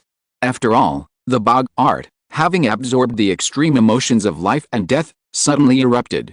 The people around him were enveloped in intense fear, and perhaps fainting from shock was the most fortunate outcome. It was at the last moment that he forced the Bogart to merge with the shadow beneath his feet, narrowly avoiding tragedy. Ziodes sharing today, the Romanian longhorn. Origin and distribution. The Romanian longhorn is a species of fire dragon native to Romania. Its native Romania has become the world's foremost dragon sanctuary, where wizards from around the world can closely observe its various forms. Appearance. dark green scales and long, gleaming golden horns. Habits: they prefer to gore the prey with their horns, then roast them with fire. Abilities: fire breathing. Chapter 236, A Shocking Change at the Dragon Farm. Perhaps only in a tranquil environment can one deeply sense the passage of time. It's as if every moment slows down, giving people the opportunity to savor and appreciate the meaning of life. In early May, Brijuni Island was awash in lush greenery, bathed in the midday sun. From the dragon farm, or rather the dragon processing plant, in the center of the island, shrill roars echoed from time to time. Next to the plant, a small house constructed of ice and snow stood. The house wasn't large, measuring only about 10 square meters. Its overall structure embodied the charm of Eastern architecture, with a 45-degree isosceles triangle roof that looked both simple and ingenious. After lunch, Ino sat quietly outside the door. The intense fear emanating from the factory next door made him close his eyes slightly. It had been almost 2 months since he arrived on Brijuni Island, and the Acromantula had been relocated to the dense forest on the island's south side. Everything was looking up. As magical creatures that live in groups with a distinct hierarchy, the Acromantulas, led by the first generation of adult spiders, quickly adapted to the island environment, living a life of ease and comfort. Their only burden was the twice-yearly collection of venom, which they only did on the young spiders. Although everything was on track, Ino was in no hurry to leave. He was intrigued by the changes in the bog art during this period. Perhaps through a series of coincidences, the current bog art and the original bog art had become almost two different species. Not only had their form and color changed, but more importantly, this mutated bog art was like an insatiable pit, absorbing any amount of fear. The bog art, once the size of a mere speck of ink, had now multiplied by 100-fold. The afternoon was peaceful and soothing. But as anyone with ocean-going experience knows, the ocean's summer climate is unpredictable. Over 100 miles from Brijuni Island, a dark, swirling cloud suddenly drifted over the surface of the sea. In just a few minutes, rolling dark clouds enveloped the island, obscuring the sun and blocking out all light. The island instantly went from noon to night. Outside the igloo, Ino looked up at the sky. This mighty force of nature filled all living things with a sense of awe. Lightning flashed through the clouds, accompanied by a strong sea breeze, making the entire island seem like apocalyptic. I wonder if Lucius will pay double for working in such extreme weather, Ino quipped, looking toward the towering dragon factory next door. The fear he had felt had long since vanished. Thunder and wind drowned out the dragon's roar. Soon, he abruptly stood up again. The familiar fear had vanished, but a new one had emerged. Boom! With a loud bang, the factory's massive wooden doors were violently opened from the inside, followed by a dozen figures scurrying away. Mr. Swinburne. Get out of here, quickly. The dragon's out of control. Diren shouted anxiously, waving his wand. As Diren finished his words, the roof of the processing plant was instantly torn apart, and out leaped 5 Romanian longhorn dragons. As if celebrating their escape, the 5 dragons continuously spewed flames across the sky. Enveloped by the inky clouds, the dragons stood out. However, those who could work at the dragon farm were no ordinary people, and the dozen or so wizards reacted quickly. Unrestricted by the terrain, they formed teams of 3, mounted their brooms, and began to deal with the out-of-control dragons. Perhaps these were elderly dragons, waiting to be slaughtered, their stamina and firepower significantly inferior to those of mature dragons. After their sudden outburst, the dragons seemed somewhat fatigued, their flames even waning. In just a few minutes, the dragon trainers had the situation under control, and recapturing them was only a matter of time. As the dragon farm manager, Diren, realizing the situation was under control, slowly descended on his broom. I'm sorry, sir. This is my fault, Diren said gravely, but without a trace of shirking responsibility. Tell me, why did they go out of control? Ino asked curiously. His 2 months hadn't been in vain. In a healthy dragon farm, a dragon losing control would be like a muggle plane crash. The odds were incredibly low. It was commons. He turned traitor, Dren said with lingering fear. He broke the chains binding the dragons and escaped in the chaos.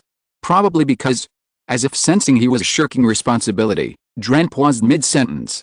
Because our spider farm is back on track. Ino finished the rest of the sentence. Money can tempt the heart, and the tendency to resent others for what they have and despise others for what they don't is probably universal. The transformation of a dragon farm would inevitably spark envy among its peers, and in Croatia, the Malfoy name wouldn't cut it. Meanwhile, after hearing the young man's supplementary remarks, Dren suddenly relaxed. As the direct leader of the dragon farm, he couldn't actively shirk responsibility, but if someone could provide circumstantial evidence, all the better. But the next words he heard nearly made Dren faint. Since the man you're talking about has chosen to betray and sabotage you, would he only release these 5 aged dragons? Or does he simply not understand your strength? Ino spoke calmly, his gaze already shifting to the northwest horizon. Dren followed his gaze and looked up. Although shrouded by dark clouds, a large shadow was clearly visible in the northwest sky of the island. Mr. Swinburne. Fly east on your broomstick. Ignore the statute of secrecy and fly all the way to the Croatian interior. At that moment, Dren had given up on escaping. He knew the young man's identity well. The Malfoys would compensate the workers, regardless of casualties. But if the young man died here, not only would they not receive compensation, but they would never have peace of mind for the rest of their lives. Moreover, as the person in charge, after such a major incident, anyone could escape, but not him. Ino looked at the offered room, but didn't immediately take it. Dren, take them away. These aren't just 5 aged Romanian longhorn dragons. So you must leave. Dren's tone was unusually firm. He was well aware of what was coming.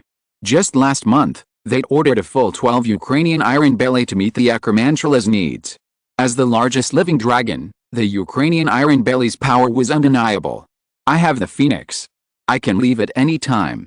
But if you delay any longer, none of the dozen or so dragon trainers up there will survive. With that, Ino ignored Diren and began to think about what to do next. The spider farm, just getting back on track, couldn't be destroyed on his watch. Besides, he didn't consider these 12 Ukrainian iron belly to be his last resort. Similarly, upon hearing about the phoenix, Diren felt like he'd been injected with a shot of adrenaline. Without hesitation, he took to the sky on his broomstick. If you're listening to this novel on a channel other than Fanfic World, it means they downloaded and uploaded it without effort. We cordially invite you to visit our channel, Mundo Fanfic Novelis. There you'll find the original version of this story and you can explore many other novels of various genres. We're waiting for you to immerse yourself in a world of incredible novels. Chapter 237, The Chick's Cry, The Figure in the Air. Over Brajuni Island, the dragon trainers once again demonstrated their wizardly prowess. With Diren joining the fray, the 15 dragon trainers no longer cared about losses. Powerful magic cascaded forth, and in a matter of seconds, the 5 Romanian longhorn dragons were rendered airless. Afterward, they flew in unison eastward toward the Croatian interior, where they could find immediate help. Before departing, Diren glanced down, the sight of a phoenix in deep blue light reassuring him. Without looking back, he swung his broom with all his might. I knew it wouldn't be this easy. Ino gently stroked Fighty's wings. His mind relayed the message that, in addition to the 12 Ukrainian iron-bellied dragons, there were 23 adult wizards hiding around the island. This meant there was no chance of survival for the dragon farm. You'll have to contribute later too. Ino patted Fighty on the back again, encouragingly. Since no one else was prepared to leave them alive, he didn't need to be polite. As soon as he finished speaking, he actively invoked the bog art's power, and countless inky black smoke rose from the bottom. His body, enveloped in this shroud of black smoke, slowly floated skyward. Mid-air, Ino staggered, looking at the behemoth in the distance. A single Ukrainian iron belly, nearly 80 feet long, was already overwhelming, let alone 12 of them. But even so, he had a plan in mind. He gripped his elder one tightly, and at the same time, he subtly calmed his heart, trying to calm his emotions. A moment later, a cold voice echoed from the sky. Mist. Winter is coming. The island was clearly shrouded in dark clouds, like the scene before a rainstorm. But in the next moment, the entire world seemed shrouded in a thick white veil. From the sky, snow fluttered like countless fluttering butterflies. As the snow fell, a fierce hurricane swept over the island, roaring and raging like a living being, sweeping away everything within its reach. Tall trees swayed in the blizzard, now no longer towering ancient trees, but like helpless blades of grass. Similarly, a mist gradually enveloped the island. At first, it was a light white mist, but at some point, it gradually deepened in color. The thick, inky smoke, like a prehistoric behemoth, quickly engulfed the entire island. A distant, ethereal cry echoed. This was the first time Fighty had spoken in this world since his birth, the first cry of a fledgling. Though the sound was ethereal, it felt as if the listener were confronted with endless malice and curse. As the master of the Phoenix, even though Ino had been prepared, he still sensed despair in this cry. But if he was already in this state, how much more so could the other creatures on the island? The icy cold of the blizzard, the pervasive fear of the boggards, the desperate cries of the cursed phoenixes as they soared, all of this combined, the 12 Ukrainian Iron Belly and the 23 adult wizards guarding the island's periphery, felt as if kissed by a dementor, falling to the ground with a slight twitch. Blood magic. In mid-air, Ino surveyed the island, which seemed to have been struck by a calamity, and suddenly understood why Voldemort had sacrificed his handsome appearance. Magic is a direct indicator of a wizard's strength, but it doesn't define a wizard. He possessed magical power nearly as great as Snape, but given today's situation, 12 dragons and 23 adult wizards. Even if Snape himself were present, he wouldn't have been able to deliver. Capturing 23 alive and preserving the dragon's lives might only come at the cost of the island's acromantula and lush vegetation. And all of this was simply due to unique blood magic, the White Witch's ice, the terrified boggards, and the desperate phoenix. Horizontal ellipsis. As Ino pondered how to deal with these wizards, distant Hogwarts was bustling with activity. Draco had generously installed a new video screen in the Great Hall, which played Tom and Jerry stories on loop from 5 p.m. to 8 p.m. Meanwhile, the headmaster's office was bustling with activity. Fudge, upon receiving Dumbledore's letter, had rushed over immediately. While a third-class order of Merlin wasn't worth a fuss, he still attached great importance to it, not only coming to Hogwarts in person but even bringing along an entourage from the minister's office. This respect didn't come from Dumbledore's letter alone.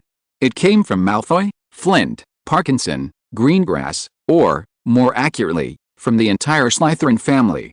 Despite being at the Ministry of Magic, Fudge was well aware of the changes at Hogwarts. As a minister at the pinnacle of power, he didn't need to place too much weight on the alchemical mirror or the profits behind it. However, the mirror sparked a new generation of pure-blood wizards in Slytherin to unite as one. This power might not be significant now, but after they graduate, it will be undeniable worldwide. As a typical politician, Fudge understood that some things require a clever hook. And this one, to be honest, made him laugh all afternoon after receiving Dumbledore's letter. An excellent alchemical product, Fudge said confidently as the image in the mirror faded. After hearing the minister's tone, Umbridge was the first of the entourage to react. In such an excellent era, excellent students will always emerge. Of course, this is also due to the excellent education at Hogwarts. As the minister's assistant, Umbridge, in her sly voice, complimented everyone, the minister, the students, and the Hogwarts professors, without missing a single one, perfectly framing the atmosphere. Especially the first phrase, excellent era, which must have come from an excellent minister. Even though he often received compliments, this subtle praise brought a faint smile to Fudge's face. I believe this achievement is more than sufficient to apply for the Order of Merlin, 3rd class, and I will also sign my name as a recommender. Fudge expressed his opinion clearly, putting the final touches on the matter. Meanwhile, at the Quidditch training ground outside the castle. Although today wasn't the day of the House Cup, there were still many people gathered on the lawn. Draco, did I do something wrong? Goyle asked, his face bewildered, as he reflected on what had happened recently, but he didn't seem to have done anything out of the ordinary. Draco remained silent, his expression still icy, like Snape administering a potion. Goyle felt a little uneasy. For some reason, whenever Draco sat behind the mirror, he was afraid to look him in the eye. A silence of more than 10 seconds passed. Goyle, I've told you more than once, you have to act naturally. Understand? Don't keep looking back at me. Is there something on my face? For the past 2 months, Draco had been preoccupied with filming the story. The script was also ready-made. It was the textbook for last year's Defense Against the Dark Arts class, Lockhart's novel. A slight adaptation would make a very good story, and even the lines didn't need to be changed. Everything should have gone smoothly. But he overlooked the ability of the little wizard. It wasn't just Goyle. Every actor had their own problems. They were either distracted or forgot their lines, and some even made coquettish gestures in front of the mirror. Goyle, you only have one last chance. Otherwise, you won't get any snacks in the future. Now go back and act like a wounded villager, and look natural. Draco let out his final roar. He was fed up with all kinds of problems. These people didn't understand what a natural performance was at all. They had to be pretentious, and even recited their lines in a pretentious tone. Sorry everyone, there are only 2 pictures today. The company had to hold a meeting at noon, and Zyodi had 2 hours less coding time. Sorry. Chapter 238, An Island Added to My Name. At the Quidditch training ground, Draco watched everyone perform over and over again. Although he didn't know much about filming, he always remembered what Ino had said, a good story is never the product of deliberate effort. This same saying shaped Draco's own standard. It couldn't be obvious at first glance that they were acting out a story.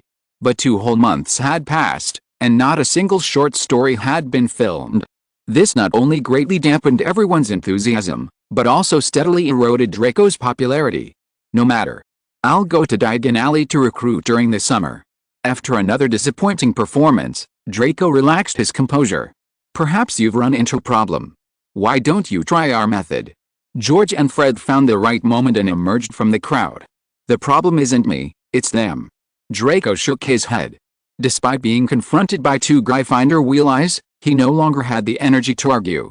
Their presence instead allowed him to unburden himself of his pent-up frustrations. We know. George shrugged naturally. So, the key is, you can't see the mirror, Fred said, smoothly stating the key point. An anti-privacy cloak.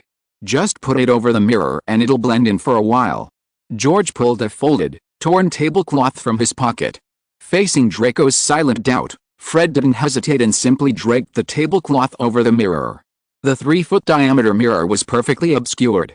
Faced with this coincidence, after a moment's reflection, Draco still asked, "Why are you helping me?" "First of all, this isn't for you," George stated. "We're friends with Ino, and he's not at Hogwarts right now, so..." Fred didn't finish his sentence, but the word Ino's friend already softened Draco's hostility. Besides, he really didn't want to make out anything now. The mirror, covered by the torn tablecloth, had indeed become transparent. While it seemed possible to make out something up close, at a distance, nothing was visible. "How much is this?" "I want it." Draco reached into his pocket. "No money." Fred clenched his hands, refusing to pay. Strange, the Weasley twins didn't want money. Draco clearly remembered that during the last Quidditch match, they were still selling fireworks for a few knuckles. "Free? Then what do you want?" "We want to see it up close," George and Fred said in unison. "Okay. But no disrupting." After a moment's thought, Draco nodded, then stood up and walked towards the crowd. "Everyone, get ready. Let's do it again, no mirrors this time, just a relaxed rehearsal." The bustle of Hogwarts always radiates energy. Meanwhile, on the distant island of Berjuni, a solemn atmosphere reigned. Not only were there the returning Dren and the dragon trainer, but also Lucius and a group of Croatian pure-blood wizards. Croatia, a coastal nation with a population of only 4 million in an area of approximately 50,000 square kilometers, was also mobilized in full force. Including the Minister of Magic, a total of 30 people from Croatia had arrived. "I respect your sovereignty. But I do not recognize your abilities," Lucius said, his gaze calmly sweeping over the Croatian group. 23 wizards. "If they dare to come to my dragon field today, they'll attack Great Britain tomorrow and raid the United Wizards of the World the day after tomorrow." At the Croatian Ministry of Magic, the bald, 50-year-old minister wiped his sweat from his face, smiling. "Mr. Malfoy. This is a misunderstanding." He couldn't let him go on. If he continued, Croatia would become a den of dark wizards. "Misunderstanding." Lucius pointed his wand at the 23 bound wizards on the ground. The meaning was self-evident. "These people have nothing to do with us." Someone in the Croatian entourage couldn't help but object. This rebuttal caused the expressions of both sides to change. The middle-aged minister sighed helplessly, while Lucius, in contrast, smiled brightly. "Since it has nothing to do with you." Lucius was interrupted mid-sentence by the middle-aged minister, who said, "I agree to lease Berjuni Island to the Malfoys. Let's end this matter here." Ino observed the entire exchange, but it was clear that Lucius, following British tradition, had used rhetoric to coax the other party out of his final words. When a sovereign nation claims it has nothing to do with the invaders of its territory, it is implicitly admitting that the area is not its jurisdiction. The best response in this matter is to accept responsibility and promise to find the murderer. While there might be compensation, future tax revenue would still be substantial, unlike shirking responsibility now and ending up with nothing. Although the middle-aged minister hated the talkative wizard, he was also vaguely relieved that perhaps it was best for Croatia to be free from this matter. 23 wizards had arrived at once, and the entire Ministry of Magic only had a full staff of 30. As the middle-aged minister rejoiced, Lucius spoke again. "It's not Malfoy we're leasing, it's Swinburne. Brigiuni Island is leased for 1 galleon per year, for an unlimited period." Lucius had already made up his mind the moment he saw the 23 wizards on the ground. Acromantulas, profit or no profit, he was determined to tie Malfoy and Swinburne together, even if it meant spending money. Ino, who had been watching the whole thing, suddenly glanced at Lucius in surprise upon hearing that he had an island under his name. Lucius, in turn, smiled faintly, offering no explanation. Lucius, seemingly well prepared, quickly produced a magical contract, a standard contract from the English Ministry of Magic. It was signed, and it became effective. Thus, Ino now had an island under his name, a legally recognized island. As the Croatian Ministry of Magic departed, Lucius immediately explained, "Without your help, this dragon farm would have ceased to exist long ago, and we'd even have to bear a huge amount of compensation." Lucius' words were eloquent and even logical.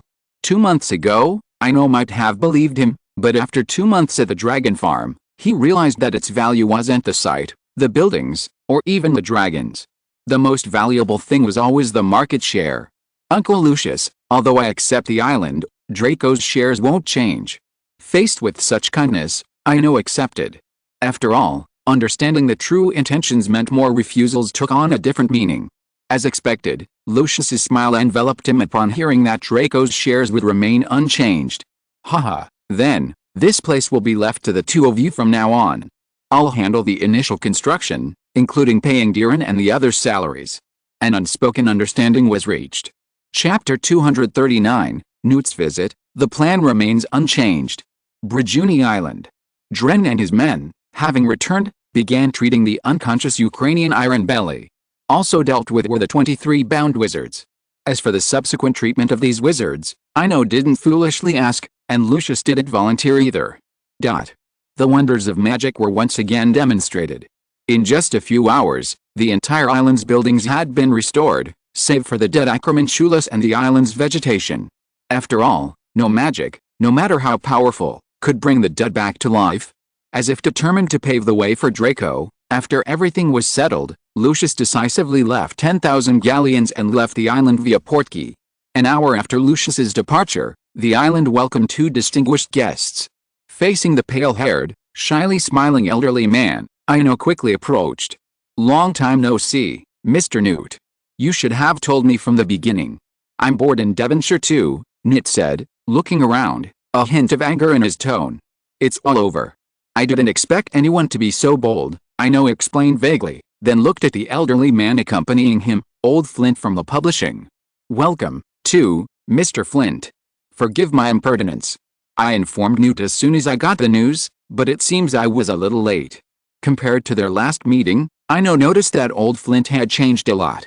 First of all, his tone and demeanor. The last time they met, he seemed to be showing some care for his junior out of respect for Newt. This time, during their conversation, old Flint seemed to have let go of all his inherent arrogance, becoming more approachable. Seeing old Flint's change, Ino naturally took over the conversation. "You and Mr. Newt's immediate arrival is already a great help to me. After all, no one knows if they will come back to cause trouble again." It was a polite remark, but he ignored the straightforward Newt beside him. "I'm not leaving. Wait until you've finished everything here, and then I wonder who'll come macing around again," Newt said, his voice grumbling like a child throwing a tantrum. "I'm staying too. We can discuss the Quidditch World Cup in 3 months. Flint seized the opportunity to express his opinion. Faced with 2 elderly men, Ino had no choice but to compromise. "If you stay, we'll start building the house soon." With Newt and Flint SR's high-profile arrival, Brigiuni Island enjoyed a period of high profile. Newt, in particular, even took the initiative to advertise in several newspapers, stating that the Brigiuni Dragon Farm was a base for his research on magical beasts.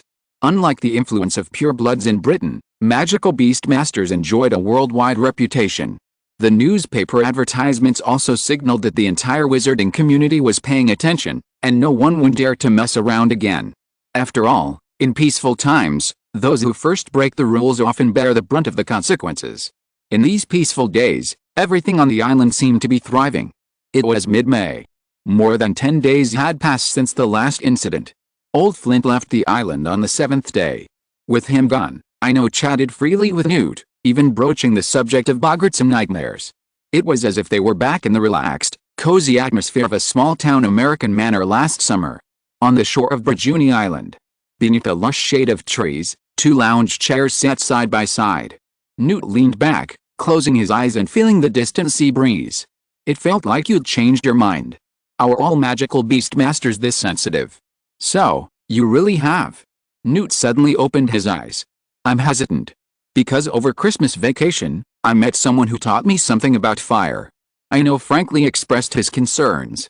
Prometheus' words, that the birth of the phoenix signified the nature of fire, remained etched in his mind. He told me that fire is fire, and that letting fire give birth to a phoenix might not be the best option. As Ino finished speaking, the 2 men in the shade fell silent. Time slipped by. After a long pause, Nit slowly spoke. I respect your choice. Actually, the birth of Fighty has already satisfied my curiosity. Won't you stop trying to persuade me? Faced with Newt's calmness, Ino felt a little resigned. A normal phoenix, one that could appear before everyone and be a remarkably impressive sight, would be something any wizard could refuse. How can I persuade you? I ask you to give up, but you refuse. And then you hesitate to follow the plan. Although socially awkward, Nit understood that some decisions can't be left to the individual involved. On the contrary, when someone is undecided, any advice is unnecessary and may even be counterproductive. Or let fate. Ino pulled a wooden dice from his pocket and toyed with it carefully. Newt, likewise, became intrigued upon hearing about fate. That's a great idea. I've heard you have a talent for divination. I'm not doing divination this time. I'm just rolling the dice. Ino shook his head. After his last conversation with Dumbledore at the Black Mansion, he'd tried to avoid relying on dice, especially for matters concerning himself. A fortune teller who relied solely on divination was essentially a slave to it. Throw the dice. Newt asked, a little surprised. Right. Give up on 123, and proceed with 456 as planned.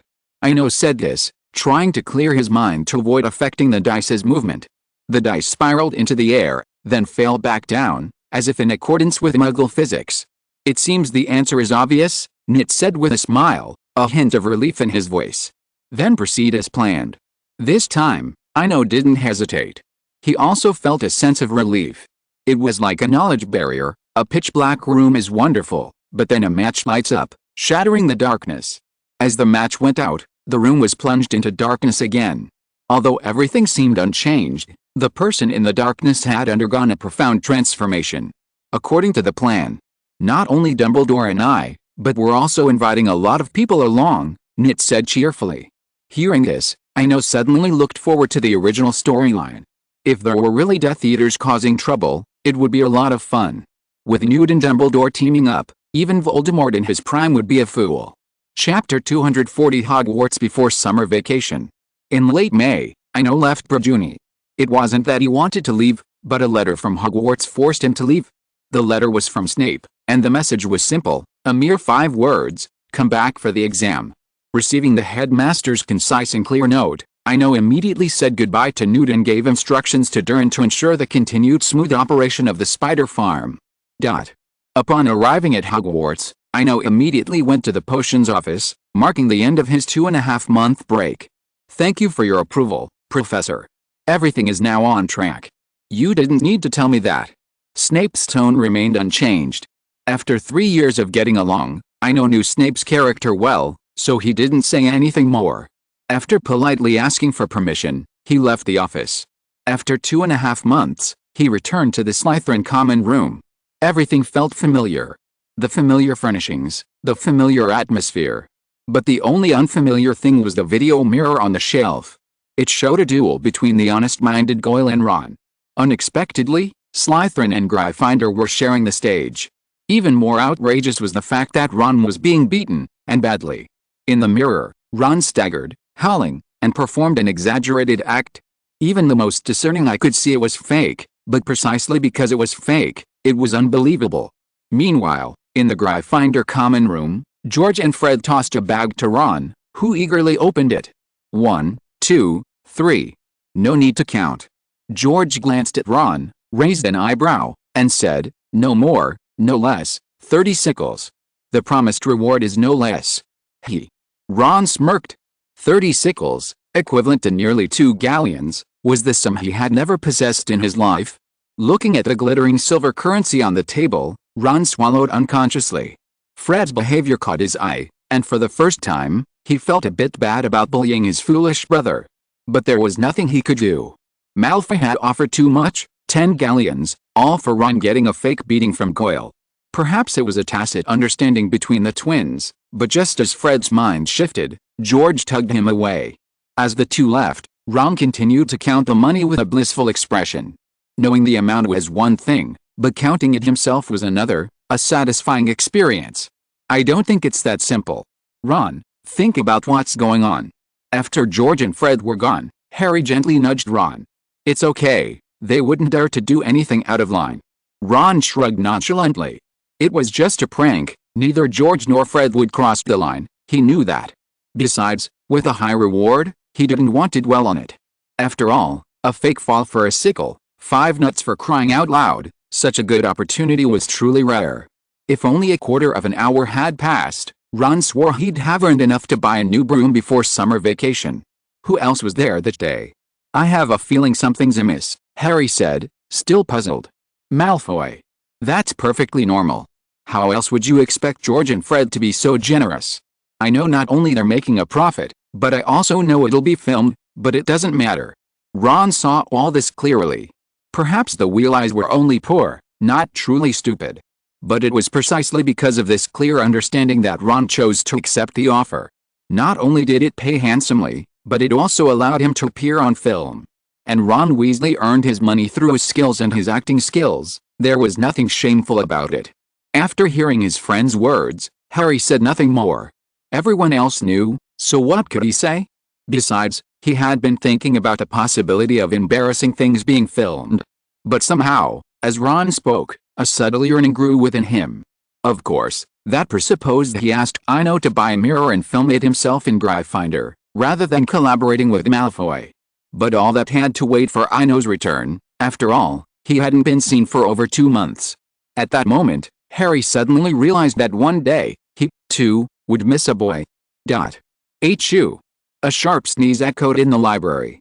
Ino rubbed his sore nose and offered Madame Pants an apologetic smile.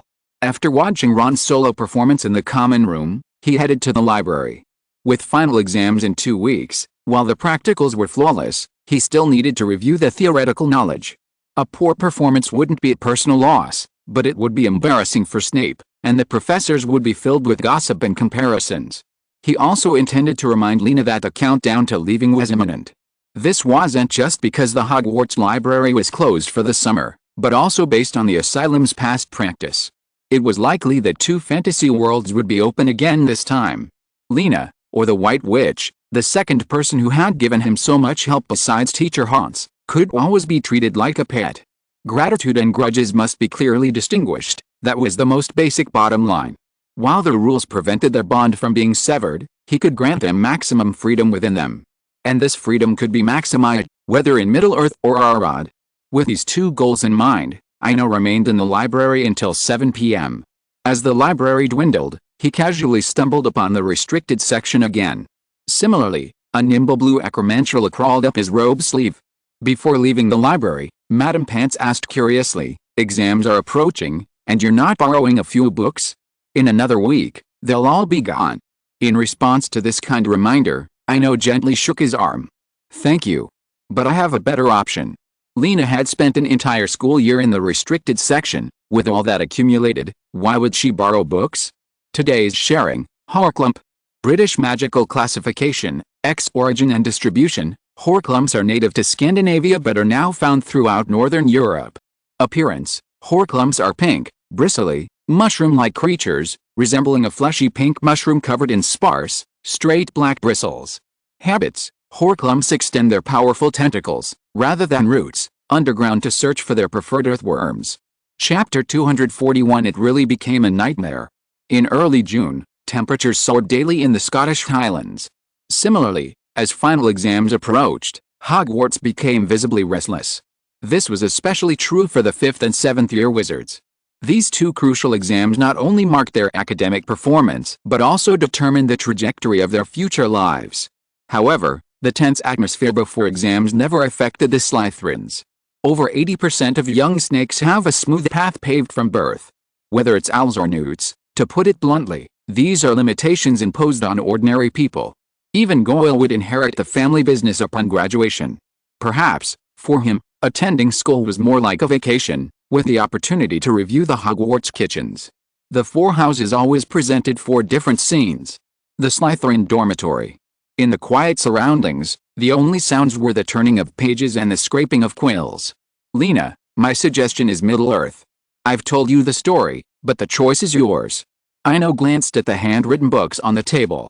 The titles alone were terrifying: Crush Your Brain, Break Potions with One Finger, 12 Uses of the Eyeball, and Techniques of the Killing Curse. Don't worry about me.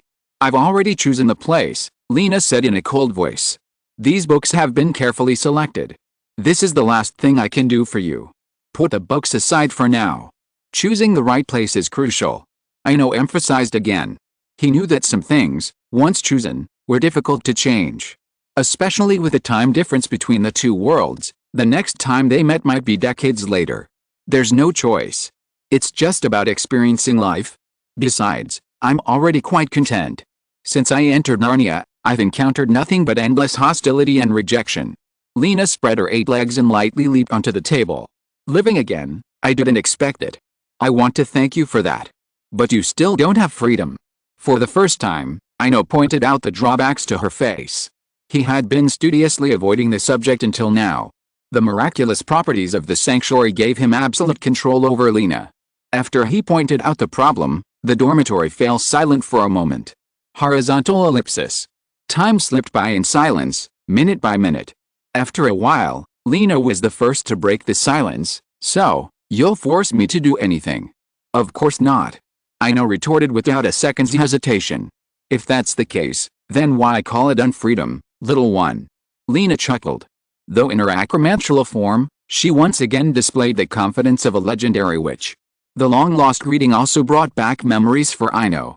The reindeer sleigh, Simon the dwarf, the castle on the ice sculptures in the auditorium. Yes, you are free. Ino's tone was now unusually certain. After saying this, he felt as if a burden had been lifted from him, a sense of relief washing over him. As if foreseeing this, Lena not only shrugged it off, but actually changed the subject. I don't know how long it will take, but if you have any questions, ask them soon. This world gives me a very special feeling. More than just special, Ino had long known this. The magical world was both sophisticated and mysterious, like the mist surrounding a sanctuary, obscuring even the most fundamental secrets. Despite the fog, he wasn't overly obsessed, much less devoted to the pursuit of truth like Lady Ravenclaw. Perhaps it was just like fate had chosen him to disguise himself as a bard, subtly changing him even while masquerading. These days, Ino never gets too hung up on anything, like the protagonist in the novel The Story of Mr. Almost, always striving for just enough. The pursuit of perfection often only brings extreme pressure. However, now that Lena had brought it up, he wouldn't miss the opportunity to discuss it. If I really have any doubts, perhaps there's only one, Ino said carefully, mobilizing the bog art hidden in the shadows, and a cloud of pure black mist slowly emerged. Boggarts, a magical creature of the spirit world, have become different. Some have speculated that they are connected to nightmares. Hogwarts holds no secrets. Similarly, Hogwarts is filled with secrets. One thing is certain, the security of the student dormitories is paramount, and so is their absolute privacy. Slytherin's dormitories, located beneath the castle. Their emerald green hue, accented by the blazing candlelight, always seemed mysterious and gloomy. But now, within the 20-square-meter double dorm, a curling black mist filled the room. A foot-diameter giant acromanted spider sat on the table, along with several magical books whose titles were misleading. All of this combined, even if Voldemort arrived, would have sighed with regret for his successor. This is the whole story. Sanctuary's mechanisms allowed me to accidentally control this bog art, and the second magical uprising also changed it. Amidst the black smoke, Ino recounted the changes of the past year.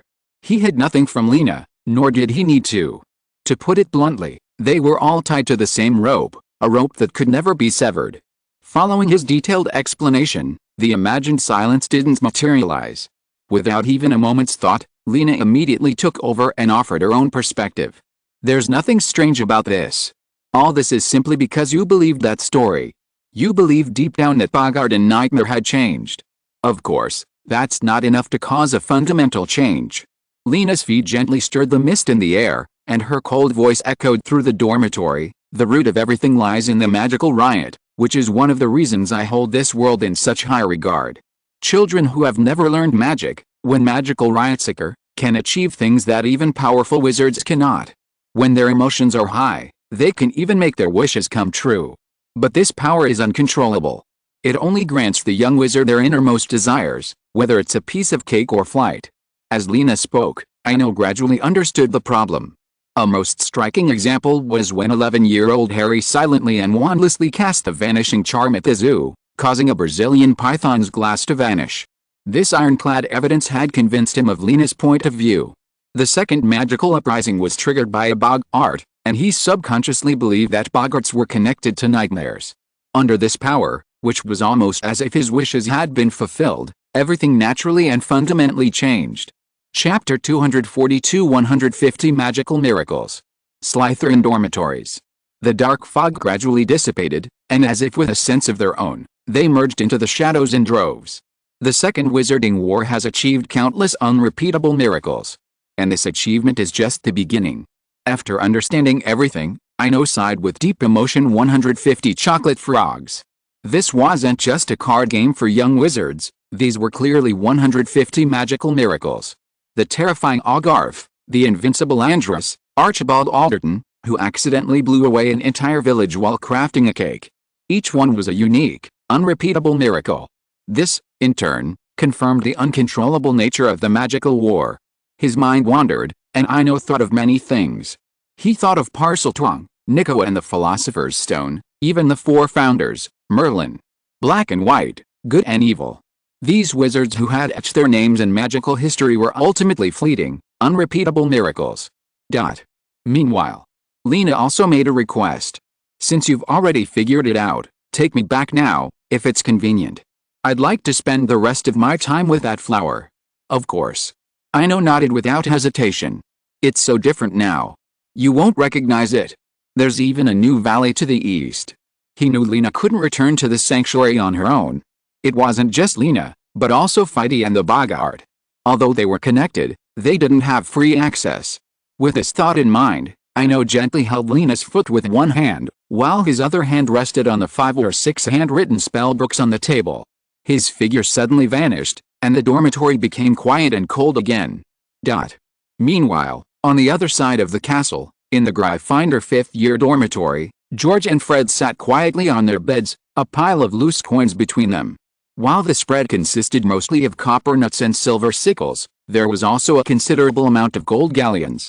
How much do you think it'll cost? George glanced at the money on the bed. It represented 3 years' worth of income for him and Fred. I don't know, but I imagine it won't be cheap, Fred said. With the return of Ino, he and George discussed purchasing a video mirror. Their goal was simple, to rework the original, repackage it, and sell it. Fred knew full well that their long filming with Malfoy wasn't about making money, but simply observing the mirror's strengths and weaknesses up close. Their hard work paid off, and their observations had led them to a business opportunity. A video mirror, when not playing images, looked like an ordinary mirror, uninspired and boring. The Burrow's dressing mirror, not only constantly criticizing but also capable of cursing, gave them a brilliant idea: let the mirror judge the mirror. It was simple: separate the functionality of the Burrow's dressing mirror and add it to the video mirror. That way, while the images played, the mirror itself could offer its own critiques, offering praise, criticism, or even curse words. It would be a lot of fun. The only question now was how much to pay for a video mirror. All in all, we only have 24 galleons and 13 sickles. George spread his hands helplessly, knowing that this amount was far from enough. What about the straw ring? There's still 3 galleons left to pay for the hopping and play this month, Fred added belatedly. Then he shook his head again. It was clear that even with the 3 galleons, the price still wasn't enough. Just as the two were at their wits' end, another voice echoed in the dormitory. Jordan Lee looked at the twins with amusement. Their usual wit had vanished, and now they looked like cruppies with their tails cut off, bland and unremarkable. Why would you buy it? Cooperation and shared benefits are the right thing to do. Besides, I don't think you can afford it. It's like a Muggle TV, every one of them is so expensive. Jordan Lee reasoned. Honestly, the first appearance of a videoscope in the Great Hall had surprised him. But after a brief moment of surprise, it was nothing more than that. It was just a wizarding version of a TV. In fact, not only him, but many young wizards from Muggle families didn't think much of it. In the dormitory, listening to Jordan Lee's advice, George and Fred both shared a look of realization. Simultaneously, they saw folly in each other's eyes. I told you not to spend too much time with Ron. You're right. A foolish brother can be used to make money, but you should keep your distance. Despite their verbal banter, George and Fred knew full well that this had nothing to do with Ron or Nat. It was entirely because of Malfoy. Having spent so much time with him, they subconsciously resisted cooperation.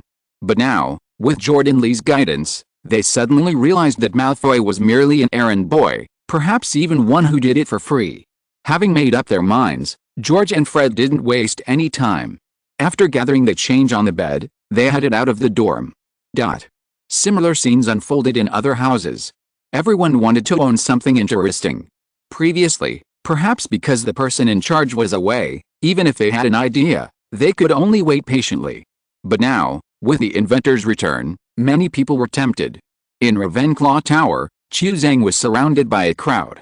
As the house's darling, the Ravenclaw Quidditch seeker, Cho, with her beauty and talent, never lacked for attention from the opposite sex. However, at this moment, she was surrounded by mostly her own sex. Ever since Lady Rowena, Ravenclaw has consistently adhered to the principle of having more women than men. It seems that in Britain, young women are always intelligent. But the Ravenclaws, once supposedly dignified and calm, now transformed into chattering tree frogs, each expressing their own unique opinions. We should film an opera. A love story, a poignant love story. We should record educational activities, like the bookshelves in the common room, with mirrors there for future freshmen to study and reference. Cho, surrounded by a dozen older girls, listened to their incessant chatter. The younger girls, though lacking the courage to speak, pricked up their ears. Stop. Your endless discussion is like a shrewd bird. The resounding voice echoed throughout the tower, and everyone covered their ears. After a brief moment of deafness, the girls turned back in anger. No one in the entire castle, or even in the British wizarding world, had ever dared to provoke a Ravenclaw girl like this. Chapter 243 The Twins Join. Penelope Clearwater, 7th year Ravenclaw prefect and also the head girl of the Hogwarts Student Council.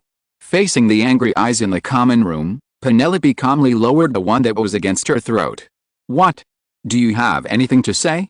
I'm waiting. At the end of the 7th year, Penelope had become an adult wizard in the true sense of the word. Her tall stature and the majesty of having been a prefect for 3 years made everyone subconsciously turn their eyes away, avoiding provocative stares. I really want to know what the point of your argument here is. Penelope looked around, but her eyes did not deliberately linger on anyone. Instead, she looked like a soaring hawk surveying its grassland. All your arguments are premised on the assumption that Swinburne is willing to sell you the videoscope. All your hopes are based on Chu's friendship with Swinburne, which is limited to the same club. Use your brains. This is Ino Swinburne, not Cedric Diggory. Penelope's words not only left everyone speechless but also made Chu blush. Chu helplessly covered her forehead. What on earth was this to her? Why did she have to compare? If only she could. But now was clearly not the time to interrupt. As if noticing Chu's annoyance, Penelope pursed her lips and gave her an apologetic look. Now, anyone who wishes to express their opinions or perform, please take out your galleons and register them with me. As she spoke, Penelope waved her wand, and a piece of parchment and a sketching feather floated into the air. Rest assured, all amounts will be transparent. The same scene unfolded in Hufflepuff, but Cedric was now the protagonist. But Ino knew nothing of all this. In the Sanctuary Valley, after watering the magical plants with a weather spell, he placed the books Lena had copied into his white marble room. Looking at the empty bookshelves, he felt no sense of loss, but rather a surge of pride. Though there were only a few books, they were incredibly valuable. There were books about time travel, resurrection of the dead, and the Book of Invisibility, notes on the Gaunt family, potion techniques for the half-blood prince, and of course, the notebooks he had crafted from basilisk leather, containing alchemical formulas for items like the Ravenclaw diadem, the Slytherin pendant, and the Time Turner. And now, to add to that, the 6 books Lena had copied from the restricted section. I feel richer and richer. Ino stroked the bookshelf, a look of satisfaction on his face. Only when you understand them can you be rich. Otherwise, these treasures are just yours for safekeeping. Lena chuckled and peeked out from the blue spiderwebs on the ceiling, a hint of teasing in her tone. Then take your time. I've got plenty of time anyway. He dismissed the teasing. Even the most basic calculations suggest that the existence of the sanctuary will extend a wizard's lifespan by more than twice that of an ordinary wizard. Before dinner was served, Ino left the valley. Just as he reached the Great Hall entrance, he saw the Weasley twins staring at each other from afar, and Cho, who seemed hesitant to speak. Faced with a single-choice question, he walked towards Cho without hesitation.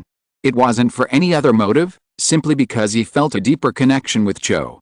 This scene caused both George and Fred to express exaggerated sadness. Ino didn't take it seriously, instead quickening his pace. If I'm not mistaken, the Flower of Ravenclaw came all the way here to wait for me? What an honor. Hateful. Cho rolled her eyes helplessly at someone. She had actually waited once, but all she got was a silent response. Tell me. What's the matter? After a quick joke, Ino got straight to the point. In a fleeting glimpse, she had seen several little badgers fleeing the Great Hall. On behalf of Ravenclaw, I'd like to buy a videoscope, Jiu stated his purpose readily, pulling a purse emblazoned with the Gringotts logo from his pocket. Here are 220 galleons. If it's not enough, tell me the difference. Feel free to ask, as a small portion of this is my money. Hearing this intelligent statement, Ino couldn't help but give Jiu a thumbs up. Who said all Ravenclaws were nerds? I'll give you one. Don't be so quick to refuse, just listen to me. This is a form of publicity. Smart people are all equally smart. Following Ino's explanation, Jiu understood the publicity and hype involved, and precisely because of this understanding, his distinct eyes filled with admiration. Then I'll wait for you. Tomorrow at the same time, at the same place, Jiu said word by word, with a resolute determination to meet again. Perhaps concerned about the dangers of the rumors, after the two finished their business, neither of them planned to chat any further. Of course, even if they truly wanted to chat, no one would choose a crowded auditorium. Jiu left with a stern look. Ino didn't get to eat dinner as he'd hoped, as George and Fred appeared on either side of him just in time. If you have something to say, just say it. My stomach's complaining. Ino showed the utmost tolerance towards the two characters he admired throughout the story. Let's cut to the chase. Fred spoke first. We'd like to collaborate with you, or rather, we have an idea we'd like to share. Tell me about it. Ino suddenly became interested. The twins' ideas in the story never disappoint. We have a talking dressing mirror at home. This time, George spoke first. 5 minutes later, Ino understood what they were talking about inside. Creating such a mirror would be quite interesting. A magical version of a movie review, or a magical version of a rant. I agree. It's a great idea, Ino affirmed to the twins. So we'd like to buy a mirror, and we'd also like to invite you to visit the Burrow this summer and see our trick room. Fred and George exchanged a glance and extended the invitation. Of course. I'll write to you before you go. If the place isn't convenient, you two can come to Hogsmeade. Ino didn't refuse the twins' invitation. After all, visiting the Burrow was a magical dream come true. But I'll give you the mirror. Don't be so quick to refuse. Just listen to me. He reiterated his previous point, but also expressed his own thoughts. We need industrialization, or perhaps it's better to say that what the magical world lacks is quantity, not quality. Industrialization? Quantity. George and Fred looked puzzled. Yes. We don't lack high-end alchemical products, but accessibility. Ino was eager to get the twins to join, so he explained industrialization and the Muggle assembly line as much as possible. Ziodes sharing today, clabbered, The tree monkey frog. British Magical Classification, XX. Origin and distribution. The tree monkey frog is native to the southern states of the United States, but has been exported worldwide. Appearance characteristics. The tree monkey frog looks a bit like the hybrid offspring of a monkey and a frog. Its skin is green, striped, smooth and hairless.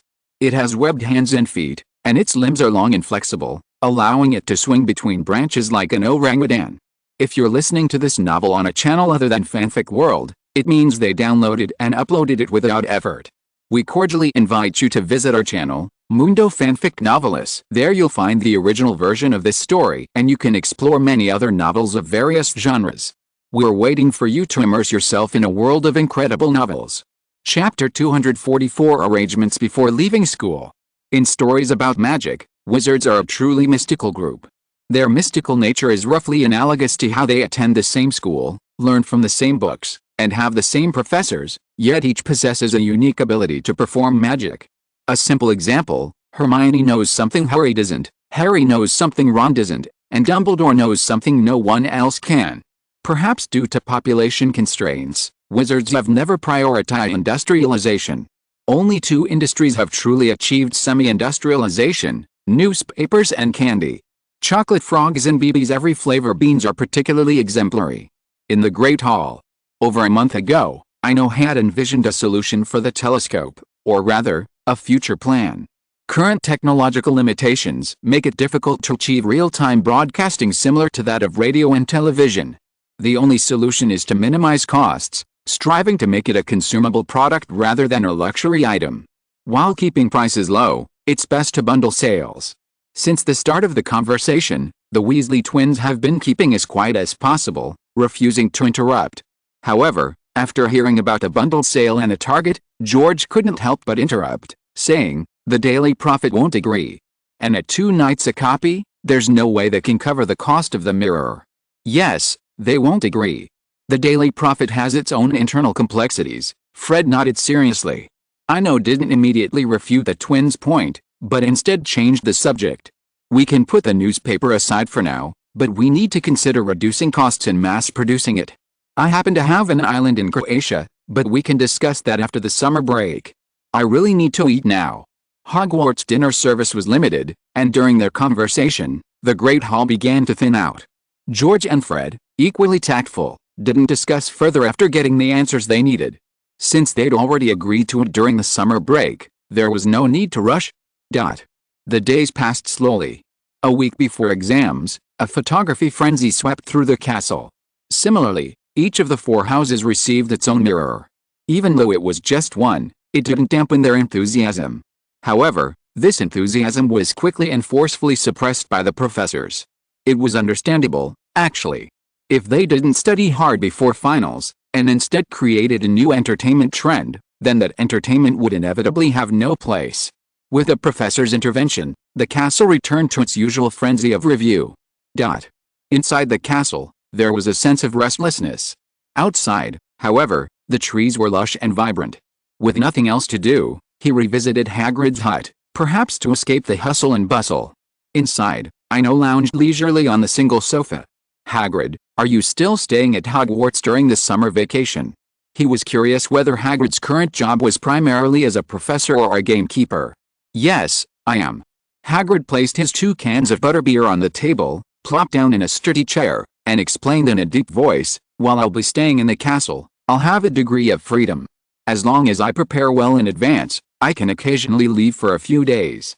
Although he said that, Hagrid had no intention of leaving.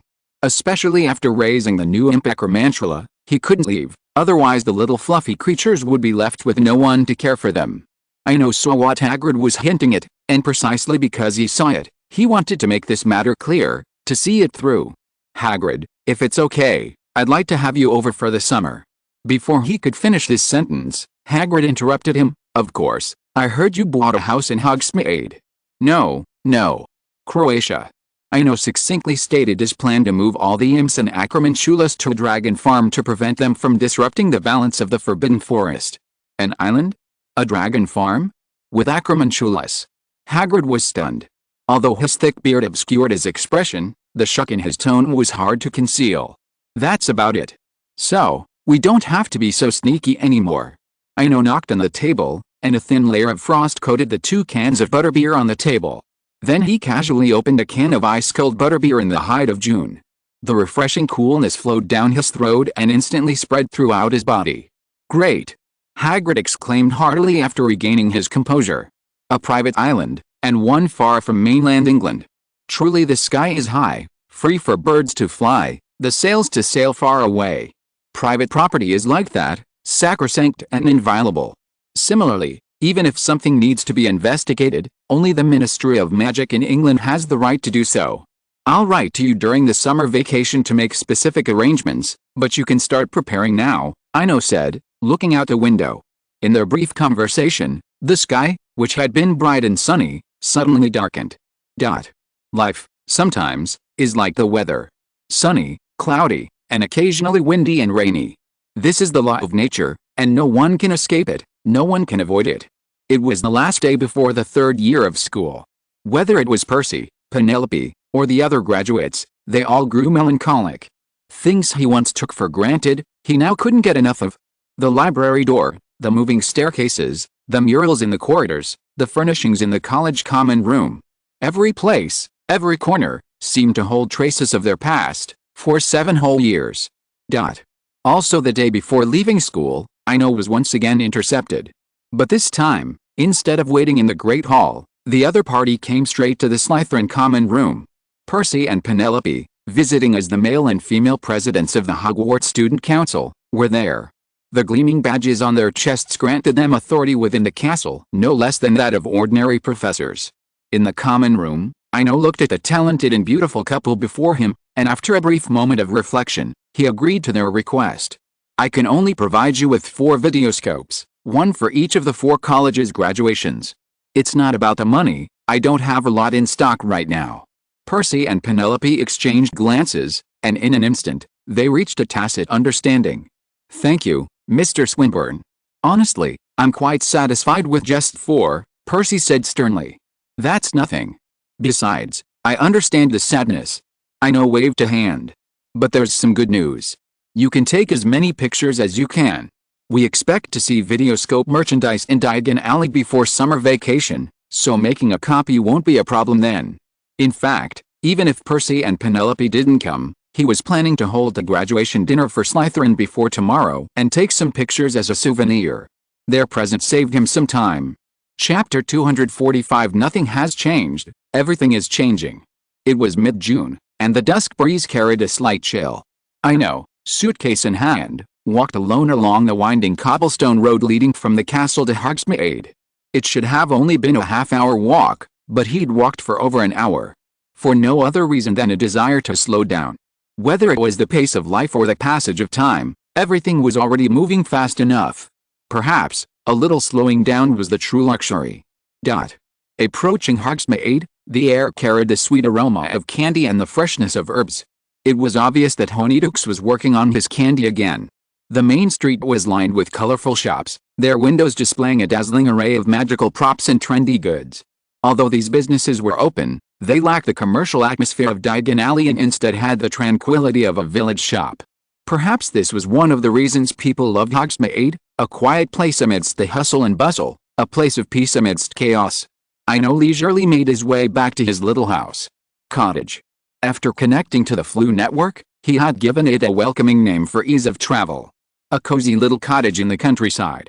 Pushing open the door, Ino made his way back to his room on the 2nd floor. After casting a series of cleaning and dusting spells, everything in the room was refreshed.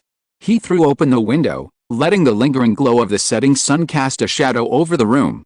By the window, Ino leaned back on a recliner and casually flipped through the forbidden book Lena had copied, The Technique of the Killing Curse. Simple, efficient, and a single strike. The Killing Curse, while often considered the ultimate dark magic, was undeniably unique. Furthermore, it was a spell used more for deterrence than combat. Honestly, he had long wanted to learn about it, but the rules had held him back. After all, the old headmaster controlled every move in the castle, so there was no reason the all-important restricted areas should be spared. But now, everything was easier. Thanks to Torina, much knowledge once forbidden due to its dangers was no longer forbidden to him. The years drifted by, In the blink of an eye, it was the third day of the holiday. After 2 days of rest and shopping, Ino had not only stored a considerable amount of supplies in his suitcase, but he had also temporarily housed Fighty inside. Based on past experience, it was almost time to enter a fantasy story. While he didn't know which story would unfold, the presence of the Phoenix would undoubtedly save him a lot of trouble. At dawn on the fourth day of the holiday, Ino opened his eyes with a throbbing sensation. Without hesitation, he snatched the suitcase from under the bed and vanished into the room. Middle-earth 3015 of the Third Age. The Shire, home of the Hobbits. Bilbo, bored, smoked his pipe at Bag End. The ring had been taken away by his nephew Frodo, along with Gandalf. Almost 100 years had passed since his youthful adventures, when he had stumbled upon the ring. It's better to take it. Everything here was originally meant to be inherited by Frodo. Bilbo took a deep drag from his pipe. The rich flavor of the Shire tobacco briefly made him forget his troubles. Bang! Bang! But before he could enjoy it for a moment, the annoying knock on the door sounded again. Leave me alone. I told you before, don't ask me to any more parties, don't come to my house. You're not welcome. Bilbo shouted impatiently. For years, he would rather shut himself up in Bag End, living a life of near isolation, than to form new friendships. In 100 years, he had seen too many friends and relatives die, and he had long since suffered the pain of separation. But this time, the knocker seemed persistent. The continuous knocking made Bilbo feel uneasy, and even his pipe seemed unable to bring him peace. Barrel Rider, Snitch, are you going to open the door or not? If not, I'm leaving. Barrel Rider, Snitch. Hearing that familiar name, that familiar voice, Bilbo didn't even notice the pipe slip from his hand. Bang! The old figure leaped from the chair and scurried to the door at lightning speed. Open the door. The image from deep within his memory merged once again with the figure before him. Bilbo's eyes grew moist. My old friend. I've missed you. It's been so long since I last saw you, so long. After 45 years, Ino returned to the Shire, to Bag End. I've missed you too. So I've returned, bringing fireworks and new stories. Under the night sky, the Shire remained as tranquil as ever. A gentle breeze blew, just as it had been the night he left 45 years ago. At Bag End, a faint candle cast a warm glow. Bilbo sat in his chair, his old, wrinkled face a look of joy. You don't know what's happened all these years, do you? Ever since you left, everyone's been calling Gandalf a lousy pyrotechnician because his fireworks, cough cough cough. Bilbo suddenly coughed, seemingly from speaking too quickly. Healed as before. Ino waved his wand and pulled 2 bottles of sealed herbal juice from a box. Slow down, old man. He opened one and handed it to Bilbo, gently patting his back. Drink some water first. Don't worry, really don't worry. I'm not worried. I'm just so happy. Bilbo sipped his drink, explaining himself. Seeing Bilbo's gradually relaxing expression, Ino asked his own question. Aunt Julia. Never mind. Where's Lily? I just came here and saw the room was empty. Ah. Bilbo sighed. What's wrong with her? Ino asked calmly, but Bilbo still noticed a flash of coldness in his eyes. Don't get me wrong, Lily is fine, she just doesn't live in the Shire anymore, Bilbo explained quickly, finally revealing the reason for his sigh. Aunt Julia didn't survive the winter after you left. Lily and I buried her under a grapevine. As Bilbo spoke, Bag End fell silent. Through the dim flame of the candle on the table, Ino seemed to see the scene from 45 years ago. An old, frail figure, holding an oil lamp in one hand and holding young Lily in the other, stood quietly in the outer city of Minas Tirith. Time slipped by. Take it easy on yourself, Aunt Julia is very old, Bilbo said, breaking the silence. No one understood this feeling better than he did. He had been through so much over the years. Chapter 246. The story begins at Bag End. After decades of not seeing each other, Bilbo talked a great deal, from dusk to dusk, and from dusk to dawn. Finally, unable to bear it any longer, he fell asleep in the midst of conversation. Ino used the levitation spell to carry Bilbo to bed, then left Bag End. The Shire was moonlit at night, the stars sparse. Taking advantage of the moonlight, Ino made his way to a grapevine as thick as a bowl. The mound before him stood alone, a bulge in the earth. It was covered with resilient plantains. Though they persevered, they could not conceal the weight of time. Each plantain blossomed with a small white flower, swaying gently in the night breeze. This swaying was not a joyful dance, but rather a subtle sadness, as if telling of a forgotten past. Aunt Julia. I'm back. The oil lamp has lit my way home. Time, as relentless as flowing water, flowed relentlessly. Ino sat quietly before the mound, sometimes talking, sometimes silent. Only when the dawn signs were clearly visible in the eastern sky did he quietly return to Bag End. He looked at Bilbo, who slept soundly, but made no move to disturb him. Instead, he headed for the adjacent guest room. While many things had changed, many others remained the same. One thing that had changed was Lily, the once frail little girl who now had a home of her own in a human village not far from the Shire. According to Bilbo, she was now a mother of 3 and might even become a grandmother next year. He didn't plan to visit Lily, or perhaps he would visit secretly, but not in person. Some memories, erased by time, need no recollection. Clarity often carries with it pain. In the guest room at Bag End, Ino opened his suitcase, and the room flashed with 3 colors, 2 blue and 1 black. The inky black Bogart quickly merged into his shadow, while Fid perched playfully on the wooden beam of Bag End. Ino seemed oblivious to this, turning his head to look at the table. It's the year 3015 of the Third Age. Frodo has already set out, bearing the ring. I'm not sure how long he'll stay this time, but some things need to be planned. What did you expect? Lena shrank, the 3-inch-tall acromantula looking rather charming. Not me. It's you. Ino said helplessly. Ever since he first encountered fantasy, he'd never deliberately planned anything, let alone a world of this epic scale. Me? There's no room for me here. Lena asked softly. Yes, but the acromantula horde must find a place to settle. There must be some capital left for you. Could Middle-earth accommodate outsiders? The answer was obvious. This world wasn't just Middle-earth, whether it was Aman to the west or the Sun continent to the east, there were vast expanses of land. Why leave the acromantula behind? I told you not to worry about me. Just do as you wish. Faced with Lena's reiteration, he said nothing more. To become a legendary witch, one must be no fool. Moreover, after understanding the story's background and spending a full year in the restricted section of Hogwarts, one would presumably be able to make reasonable plans for oneself. Well, in that case, I'll respect your choice, Ino said softly. After putting Lena's concerns aside, many things needed to be replanned.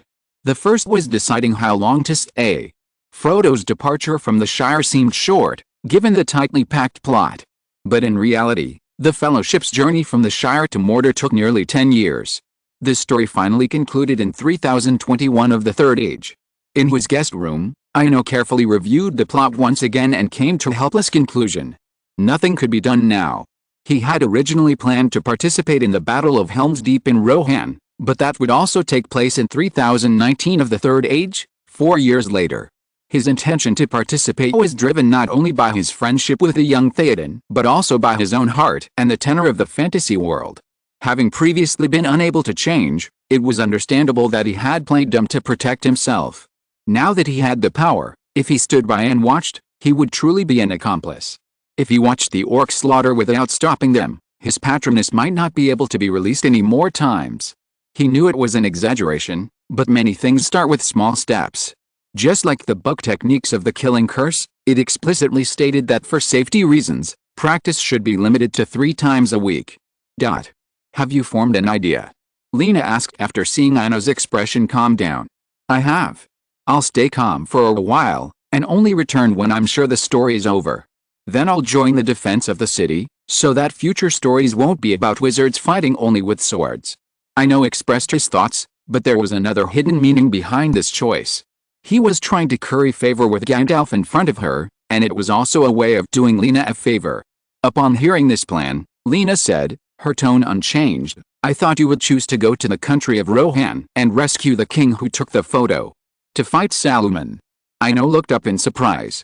I now know more dark magic than white magic. Aside from the patroness charm, I can't think of any way to dispel Saruman's enchantment. According to the story's trajectory, Theoden will eventually break free from the enchantment with Gandalf's help, it's just a matter of time.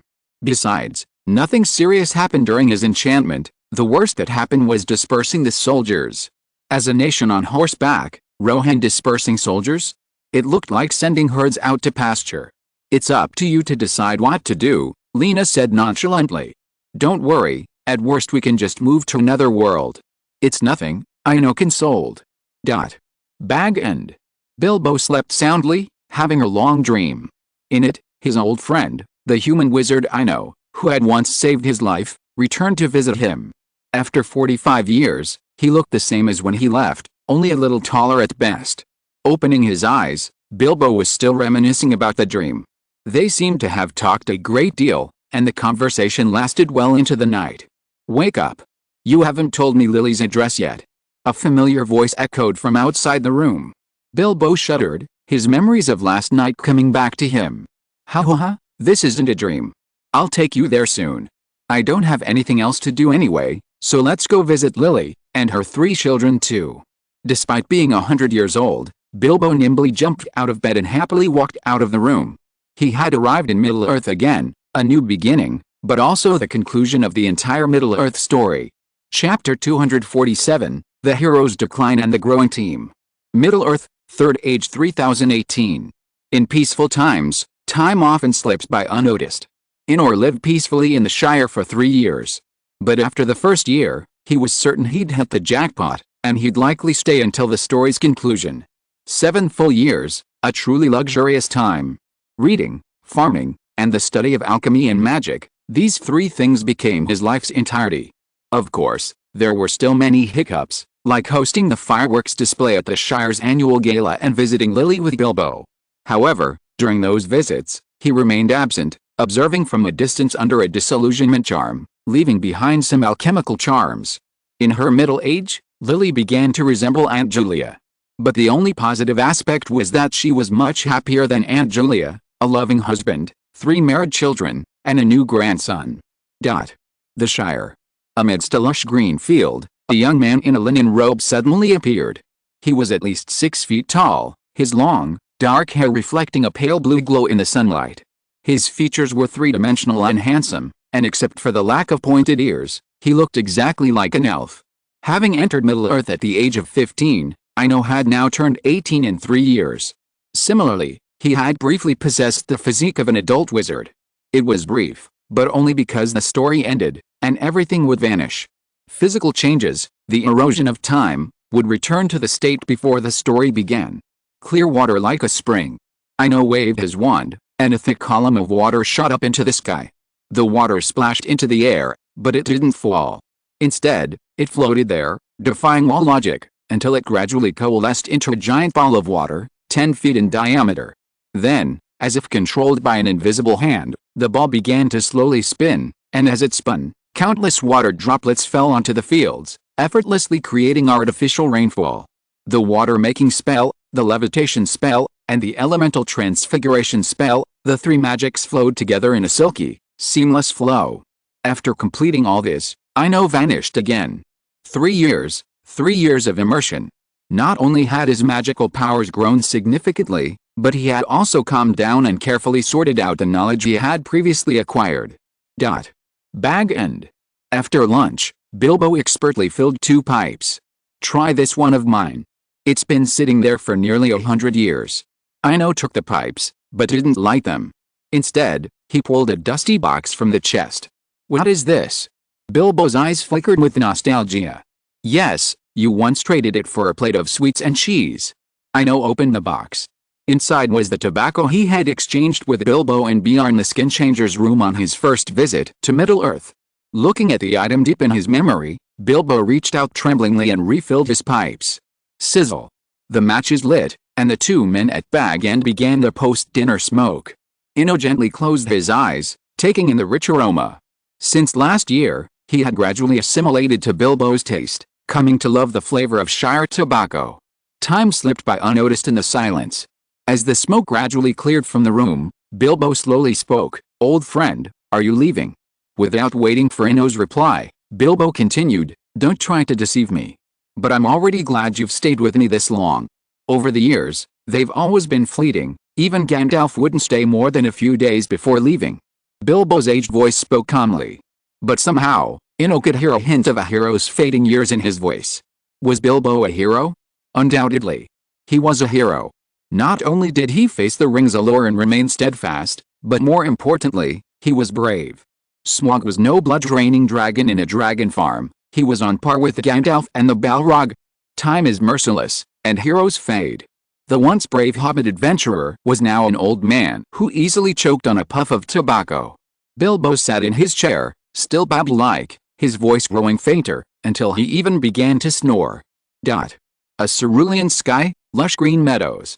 Beneath this vast expanse, an elegant black swan soared. Rohan, a nation founded by a people who lived on horseback, was the true native inhabitants of Middle-earth, unlike Gondor, which held Nominorian blood. They conquered a vast territory with their proud cavalry. Rohan's borders stretched from the rivers Isengard and Anduin in the west, connecting to the lands of Isengard and the Dunlander, to the south, bordered by Erd Nimrith and the Molen, bordering Gondor, to the east, by the river Shumu, and to the north, by the river Limlay. Edoras, the capital of Rohan, was built on the slopes of the White Mountains, near Eden Nimrith, a typical mountain city. However, as time passed, once resplendent, Edoras now seemed somewhat desolate, even a touch dilapidated. Casual conversation was rare in the city, and even in the marketplace, people simply completed their transactions as quickly as possible before hurriedly returning without a word. Everyone in Rohan knew the root cause of this situation, but deep-seated loyalty forced them to endure it silently. After all, the king's orders were unquestionable. Today, everything seemed to have turned for the better, with two extraordinary guests arriving in Edoras. The first group not only restored King Theoden's sanity but also permanently expelled Grima, the corrupt minister. The second group, however, brought new life to this desolate, decaying city. Across the vast grasslands of Rohan, a procession of perhaps 4,000 to 5,000 men stretched for hundreds of meters. From a distance, it resembled a serpentine, crawling slowly across the grasslands. Despite the large number, a closer look revealed that most of them were elderly, weak, women, and children, many even injured. There were few truly strong and young men. At the front of the group, Ino rode a brown nag, glancing around from time to time. It all started 6 months ago. He had left the Shire, transformed by his animagus, and flown towards Rohan. He had expected the journey to be smooth, but who could have imagined it would be plagued by complications? Perhaps due to the resurgence of darkness, countless human villages and towns had been invaded by orcs along the way. This became even more frequent once they entered Rohan. Elderly people, pregnant women, and young children. Faced with such tragedy, no one could turn a blind eye, including Ino. The rest of the story goes without saying. From the initial rescue of a few infants and children from the ruined villages, to the current thousands of elderly, women, and children, the group had grown steadily. A journey that should have taken only a dozen days by plane had taken Ino 6 months, yet he had no regrets. The moment he saw the ugly, ferocious orc slashing at a child of only 2 or 3, his resolve was made. Even if I miss the story time, even if I gain nothing from Middle-earth, I will still stick to my current choice. Chapter 248, Meeting an Old Friend, Theoden of Rohan. In the White Mountains, in Edoras, the capital of Rohan, Gandalf stood silently before the throne in the magnificent council chamber. Before him stood King Theoden, the ruler of Rohan. Long-term darkness had ravaged and bewitched this once mighty king, reduced to frail old age. His face twisted, his eyes hollow, he resembled a wooden puppet. With Grima subdued, the other guards remained silent, hoping against hope that this renowned wizard of Middle-earth could aid their king. Horizontal ellipsis. An atmosphere of oppression and tension gradually permeated the council chamber. Gandalf, staff in hand, stood less than 5 meters from Theoden. As Gandalf uttered a mysterious incantation, Theoden, in anticipation of the crowd, let out a shrill laugh. "You lack the necessary power, Gandalf the Grey." In response to the jeers, a grey cloak appeared. Gandalf shed his grey robes, and a dazzling white light emanated from his body. The radiant and divine illumination made everyone's eyes narrow subconsciously. The Mayor, sent to Middle-earth, seemed no longer to conceal his strength. A powerful force converged within his staff. Facing the now white-robed Gandalf, the possessed Theoden uttered no sound, bound to the throne as if by invisible shackles. Like the poison being removed from a wound, Theoden, freed from Saruman's control, returned to the semblance of middle-aged man. At that moment, a dashing figure ran out of the crowd and gently supported the newly regained consciousness. "I recognize your face. Eowyn. Theoden looked at the girl before him and spoke with some difficulty. It seems I've had a long nightmare. But now you are awake. Breathe freely, my friend. Gandalf's tone was filled with encouragement and praise. You're Gandalf. Theoden whispered softly, glancing around and noticing two familiar figures missing. Where's Theodred? Where's Ymir? On the grasslands 30 miles from Dazareth. Theodred. Inor pressed his wand to his throat, amplifying his voice. As his resonant voice rang out, a blond youth, leading dozens of cavalrymen, swiftly broke away from the column, urging their horses forward. A few minutes later, the entire column reached the front. Theodred, take your cavalrymen and distribute food. Try to reach Edoras today, Inor instructed the young man before him. He knew the young man's identity well, having recognized it from the moment he laid eyes on him. Theodred, Crown Prince of Rohan, Theoden's only son. He should have perished at the fords of the Isen, but fate had swayed him, leading him to encounter a group of the elderly, the weak, women, and children. Out of gratitude, but also out of a sense of duty as a crown prince, Theodred led the remaining cavalry to join the group, a large portion of which were Rohan people. Leave it to me. Theodred nodded in response. As if tempered by life and death, the young crown prince had become remarkably calm. Very well, then let us begin. Ino immediately pulled a block of air-dried cheese and ham from the box and waved his wand. The food seemed to multiply on its own, splitting into two into four, and soon it had piled up like a small mountain. This magical scene, even though they had witnessed it many times, always astounded Theodred and the cavalry behind him. Despite their shock, they never forgot their duty. They all dismounted, pulled out a large woven sack from their horses' backs, and methodically filled it with food. After the cavalry began distributing the food, Ino took a moment to order some Shire specialties for himself. Throughout the journey, he had made no secret of his presence, constantly using magic to help supply the thousands-strong army. The reason was simple. The assembled group consisted of survivors of the orc attack, and those who had managed to survive had virtually no supplies. Without magical means of food supply, this group, filled with families and children, would have starved to death in just 6 days, let alone 6 months. Some say that a force exceeding 10,000 is limitless. But in reality, it doesn't need to be 10,000, only a few thousand are needed. The group, stretching for hundreds of meters, finally sighted the city perched on the hillside before dusk, Edoras, the capital of Rohan. Meanwhile, in the council chamber of Edoras, a meeting was underway to determine the fate of Middle-earth. These are only the beginning of Saluman's bloody slaughter. His brutality is driven solely by his fear of Sauron. You must step forward and save your people, Gandalf said earnestly. However, Theoden didn't immediately respond to his persuasion, for he was faced with a difficult decision. Rohan could not withstand the war, he knew it better than anyone else.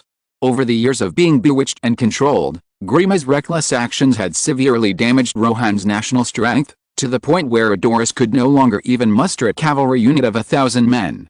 Rohan was now weaker than ever.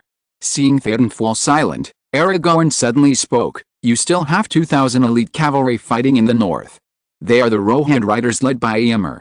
At that moment, a deep chime suddenly rang from outside the doorway. Alarm. Theoden abruptly stood, grabbed his sword, and headed for the door. At the same moment, Gandalf, Aragorn, and everyone else in the hall drew their weapons and hurriedly followed. The alarm bells of the capital, silent for centuries, suddenly rang, sending panic throughout Edoras. However, after a brief moment of panic, all Rohan silently began to arm themselves.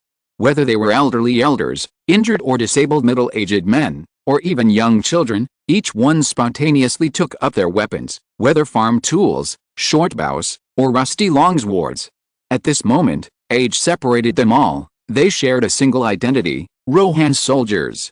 Even some of the young children still wore expressions of fear, but none of them flinched. They stood silently at the city gate, awaiting the king's orders. However, as they lined up, the elderly men would unconsciously step in front of the young ones. Though hunched over, these elderly soldiers stood firmly at the front, like shields. Meanwhile, Theoden and his companions also ascended to the highest point of the city gate. Looking out in the distance, a dark line stretching hundreds of meters could be vaguely seen at the end of the horizon. Chapter 249, Final Decision, Helm's Deep. At dusk, Edoras became visible. A journey of 6 months finally came to an end. The 5,000-strong column erupted in cheers, and long-lost smiles graced weary faces. The column advanced slowly. Unlike the others, Ino had spotted Edoras' heavily armed soldiers early on. To avoid misunderstandings and confrontation, he drew his wand from his horse and pointed it toward the sky. Blazing. Countless orange flames erupted, and within seconds, a massive fireball over 10 meters in diameter appeared in the sky. Under the magic of the mark, these flames gradually dispersed and converged, and a single, flaming text appeared in the sky: "We are the people of Rohan." The massive text, appearing in relief, brought a wave of relief to the soldiers guarding Edoras, but they remained in place until they received the king's orders. "They mean no harm." Gandalf, staff in hand, gazed at the blazing flames. As a servant of the secret fire and bearer of the 3 rings of the elves, Neraya, the ring of fire, Gandalf saw so much in its flames: hope, redemption, longing, love, and being loved. These flames were simply beyond the control of the forces of darkness. In fact, they were inherently opposed to darkness. As Gandalf finished speaking, a dozen light cavalrymen suddenly burst forth from the vast army. The galloping Rohan steeds, and within a few moments, everyone could clearly see the cavalrymen's faces. Theodred. My son. Theoden, expressionless all day since he had escaped Saluman's control that morning, finally revealed his true feelings. Third Age, Spring 3019. The nearly desolate and decaying capital of Rohan finally saw a glimmer of hope. Within a day, not only had King Theoden regained his former wisdom, but their crown prince, Theodred, second Marshal of Rohan, also returned to the capital. He was accompanied by thousands of Rohan people. The spacious meeting hall. Countless torches lit, providing ample light. In contrast to the previous gloomy atmosphere, a faint smile now graced everyone's face. After greeting familiar faces, Ino sat quietly in a corner of the council chamber, listening to the deliberations. Unlike the original story, where he was depressed by grief over the loss of his son, Theoden now exuded confidence. It seemed as if, while remaining unchanged, everything had simultaneously changed. Why are you sitting here alone? A clear voice echoed in her ear, and Ino turned around. Her gaze met with long golden hair and a beautiful face. My name is Eowyn, King Theoden's niece. Eowyn spoke again. From her earlier experience of settling the accompanying women and children, and from her brief observation, Eowyn had already grasped the entire story. A single-handed warrior entered Rohan from the west, crossing half the steppes in 6 months. In doing so, he not only slew countless minions of darkness but also saved thousands of Rohan, including her cousin Theodred. These 5,000 rescued, without any supplies, were delivered unscathed to Edoras. This feat, a miraculous feat, fulfilled every fantasy of heroism in her life. But now, Eowyn noticed that this legendary hero had not joined the king's council, but sat quietly in a corner. Meanwhile, when Ino heard the girl's name, her story echoed faintly in his mind: a warrior who was as brave as any man. However, when he heard her question, he also expressed his own thoughts: I am only a passerby. It is not convenient for me to participate in the council that determines Rohan's fate. Besides, I have known your Uncle Theoden for 50 years, so I cannot say anything that would interfere with his decision. 50 years ago. Eowyn's eyes widened. She had assumed the man was about her own age, but who could have guessed he was another example of someone whose appearance didn't match his age? Yes. 50 years ago, Ino nodded gently. I'm a painter. I painted for Theoden back then. You can also ask me to paint for you. It'll only cost you 1 gold piece. Time flies by in casual conversation. Just as he and Eowyn were discussing a young king who had unprovoked a piece of butter toffee, a commanding voice suddenly rang out. I didn't steal your candy. I wrote you an IOU. I've waited 50 years for this. Have you made this decision? Ino glanced around. He saw Theoden standing nearby, along with Gandalf and Legolas, all familiar faces. It's agreed. We'll set out tomorrow to retreat to Helm's Deep. Theoden sighed softly. Defending the city is good, and it avoids unnecessary sacrifices. Ino wholeheartedly agreed with Theoden's decision. The Rohan riders were formidable, but with a city to defend, there was really no need to launch an offensive on the plains. Meanwhile, Gandalf took the initiative and said, in just 100 years, your growth has amazed me, and your actions even more so. Thank you for all you have done for Middle-earth. You're welcome. I simply followed my heart and did what I wanted to do. Ino looked at Gandalf calmly. He had previously been unable to discern him, his perception always perceiving him as an old man in a grey robe. But now, upon seeing Gandalf again, he could faintly discern a radiant figure through his pristine white robes. While the brilliance was somewhat dazzling, it was not unbearable. However, considering that such a gaze might be impolite, after a brief exchange of glances, Ino averted his gaze, looking at the elven prince Legolas beside him. Their conversation sparked curiosity in Eowyn. She had thought 50 years was a long time, but who could have imagined it stretching back 100 years?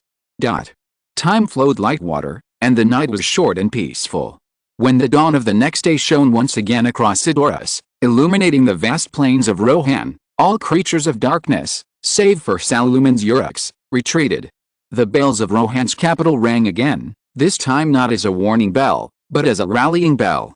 At the sound of the bells, everyone, carrying their packed bags, silently left their homes. They all knew the purpose of their journey, to retreat to Helm's Deep, Rohan's last stronghold. 500 cavalrymen, led by Theodred, had already set out. They would serve as scouts, clearing any obstacles along the way. Ino followed suit, riding his broomstick. After all, this journey in the story was not easy, as Saruman had dispatched a considerable number of wolf riders awaiting any opportunity. Coyote would like to share again, Gap's law of elemental transfiguration. This is a fundamental law of transformation in the magical world, allowing wizards to transform objects or create something. It's important to note that food is the first of the 5 exceptions to Gap's law of elemental transfiguration. It's impossible to conjure delicious food out of thin air. But if you know where the food is, you can summon it. If you already have some, you can transform it and increase it. Chapter 250, Burning Flames, Grinding Bones and Raising Ashes.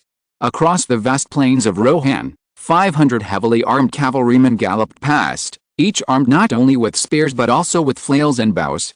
The bows, in particular, maximized the cavalry's mobility. Hooves trampled the air, sending dust flying. After galloping for about half an hour, the cavalry dispersed. The 500 cavalrymen, following orders, suddenly split into 5 centuries and began exploring the surrounding areas.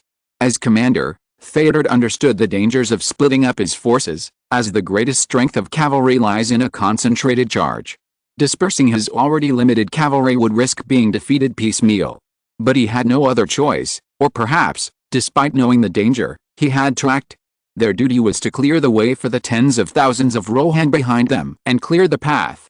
For Rohan, once a glorious and prosperous city of Edoras, a mere 500 cavalrymen was now the limit. The scouts led by Theodred explored the plains peacefully for half a day. Then, a short horn suddenly blew. Prepare for battle. With his terse command, over 100 soldiers, without delay, quickly urged their horses into charging formation. However, a few sharp cries of wild beasts disrupted the newly formed formation. Wolf riders. Everyone switched to bows and arrows. Theodred gave the order decisively. He had seen this type of orc warrior before on the River Ishan. Giant wolves are naturally resistant to horses. In a small-scale skirmish, a cavalry charge would inevitably result in heavy casualties, even if they managed a lucky victory. Just as everyone was switching to archers, countless dark figures appeared in their sight. Orcs with distorted faces and enormous wargs, over 2 meters long, charged the Rohan cavalry one after another. From a distance, these wargs appeared no different from ordinary wolves, but as they drew closer, a flicker of panic crossed the eyes of many Rohan soldiers. The warg's crimson, bloodthirsty eyes, massive size, and thick fur not only looked intimidating but also cast a lingering doubt in the Rohan soldiers. For the first time, they questioned their weapons, unsure if their bows and arrows could penetrate the beasts' hides, especially since the enemy appeared to number at least 200 or 300. Don't panic. Aim for the giant wolf's eyes, fire 2 rounds, then retreat quickly. A test of endurance. Wargs can't outrun horses at great distances, Theodred rallied the soldiers. This information was a lesson learned at the cost of the lives of the Rohan at the Battle of the Azin. The wargs' powerful limbs, sprinting at full speed, quickly brought them within range of the arrows. Boom! Before the arrows could be unleashed, a blazing wall of flames suddenly rose. As if possessing consciousness, the flames spread rapidly, enveloping the 200 wolf riders in a matter of seconds. A series of agonizing howls echoed through the flames. Ino slowly lowered his wand in the sky. Perhaps against other enemies, even dark wizards, fire wouldn't be necessary. But for these orcs, both the Shadowless Blade and the Killing Curse were a blessing. 6 months on the road had seen countless scenes reminiscent of purgatory. Burning these stink bugs alive with flames was perhaps the best reward for them. After all, a painless death would be too easy for them. As the wailing in the flames faded, Ino released the spell. He nodded to Theodred from afar in the air, then spurred his broom to fly in the other direction. This group of wolf riders wasn't the first. He had already slain 3 waves before, and they weren't the last either. As a mass-produced unit of Saruman's army, given enough time, he could have as many of these consumables as he needed. Thinking of this, he lost no time, and his broom streaked through the sky like an arrow. The Rohan soldiers on the ground, staring at the charred remains, were stunned for a moment. "Your Highness, did you cross the grasslands this way?" The young soldier looked curiously at his commander. "Not at first." Theodred sighed. "He always calls himself a painter, a bard, but I think he's the hero of Rohan." Speaking of heroes, Theodred's demeanor suddenly shifted, from a melancholic sigh to heartfelt respect. A true legendary hero. He used fire to dispel the darkness that enveloped Rohan. Helm's Deep, Rohan's last stronghold. A valley located north of the White Mountains and in the southern Westfold. The entrance narrows at the front and widens at the back, flanked by sheer cliffs on either side, while the vast, deep glittering caverns lies beyond. The name sounds appealing, but it's actually a massive natural cavern, housing not only Rohan's non-combatants but also storing vast quantities of supplies. On the 4th day after leaving Edoras, everyone successfully reached the stronghold. Remarkably, from the 2nd day on, no more harassing orcs were seen along the way. Perhaps Saruman had sensed something and stopped making unnecessary sacrifices. But whether he noticed or not, Ino didn't care. He was just a dying man. Even if Saruman were a Maya, it wouldn't have made a difference. A Maya without a backer wouldn't have held a much higher status than the Balrog. Standing on the granite wall, he felt at that moment that Middle-earth truly was a world where background and connections mattered. Smaug died, and so did the Balrog. But in Gandalf's case, others' deaths were just deaths, his was a rite of passage. As Ino stood on the wall, lost in thought, a familiar voice rang out from behind him. "What are you thinking about?" Theoden, on his usual inspection of the city defenses, spotted his old friend from afar. Hearing his old friend's voice, Ino slowly turned. "I was thinking that now that this battle is over, you should probably pay me back." Even the king of Rohan, who had weathered countless storms, was amused by Theoden's response. "Of course. And I'll ask you to paint Theodred, but he'll have to pay for it himself." Theodred. Hearing the name, Ino instinctively shook his head. "He doesn't seem very bright.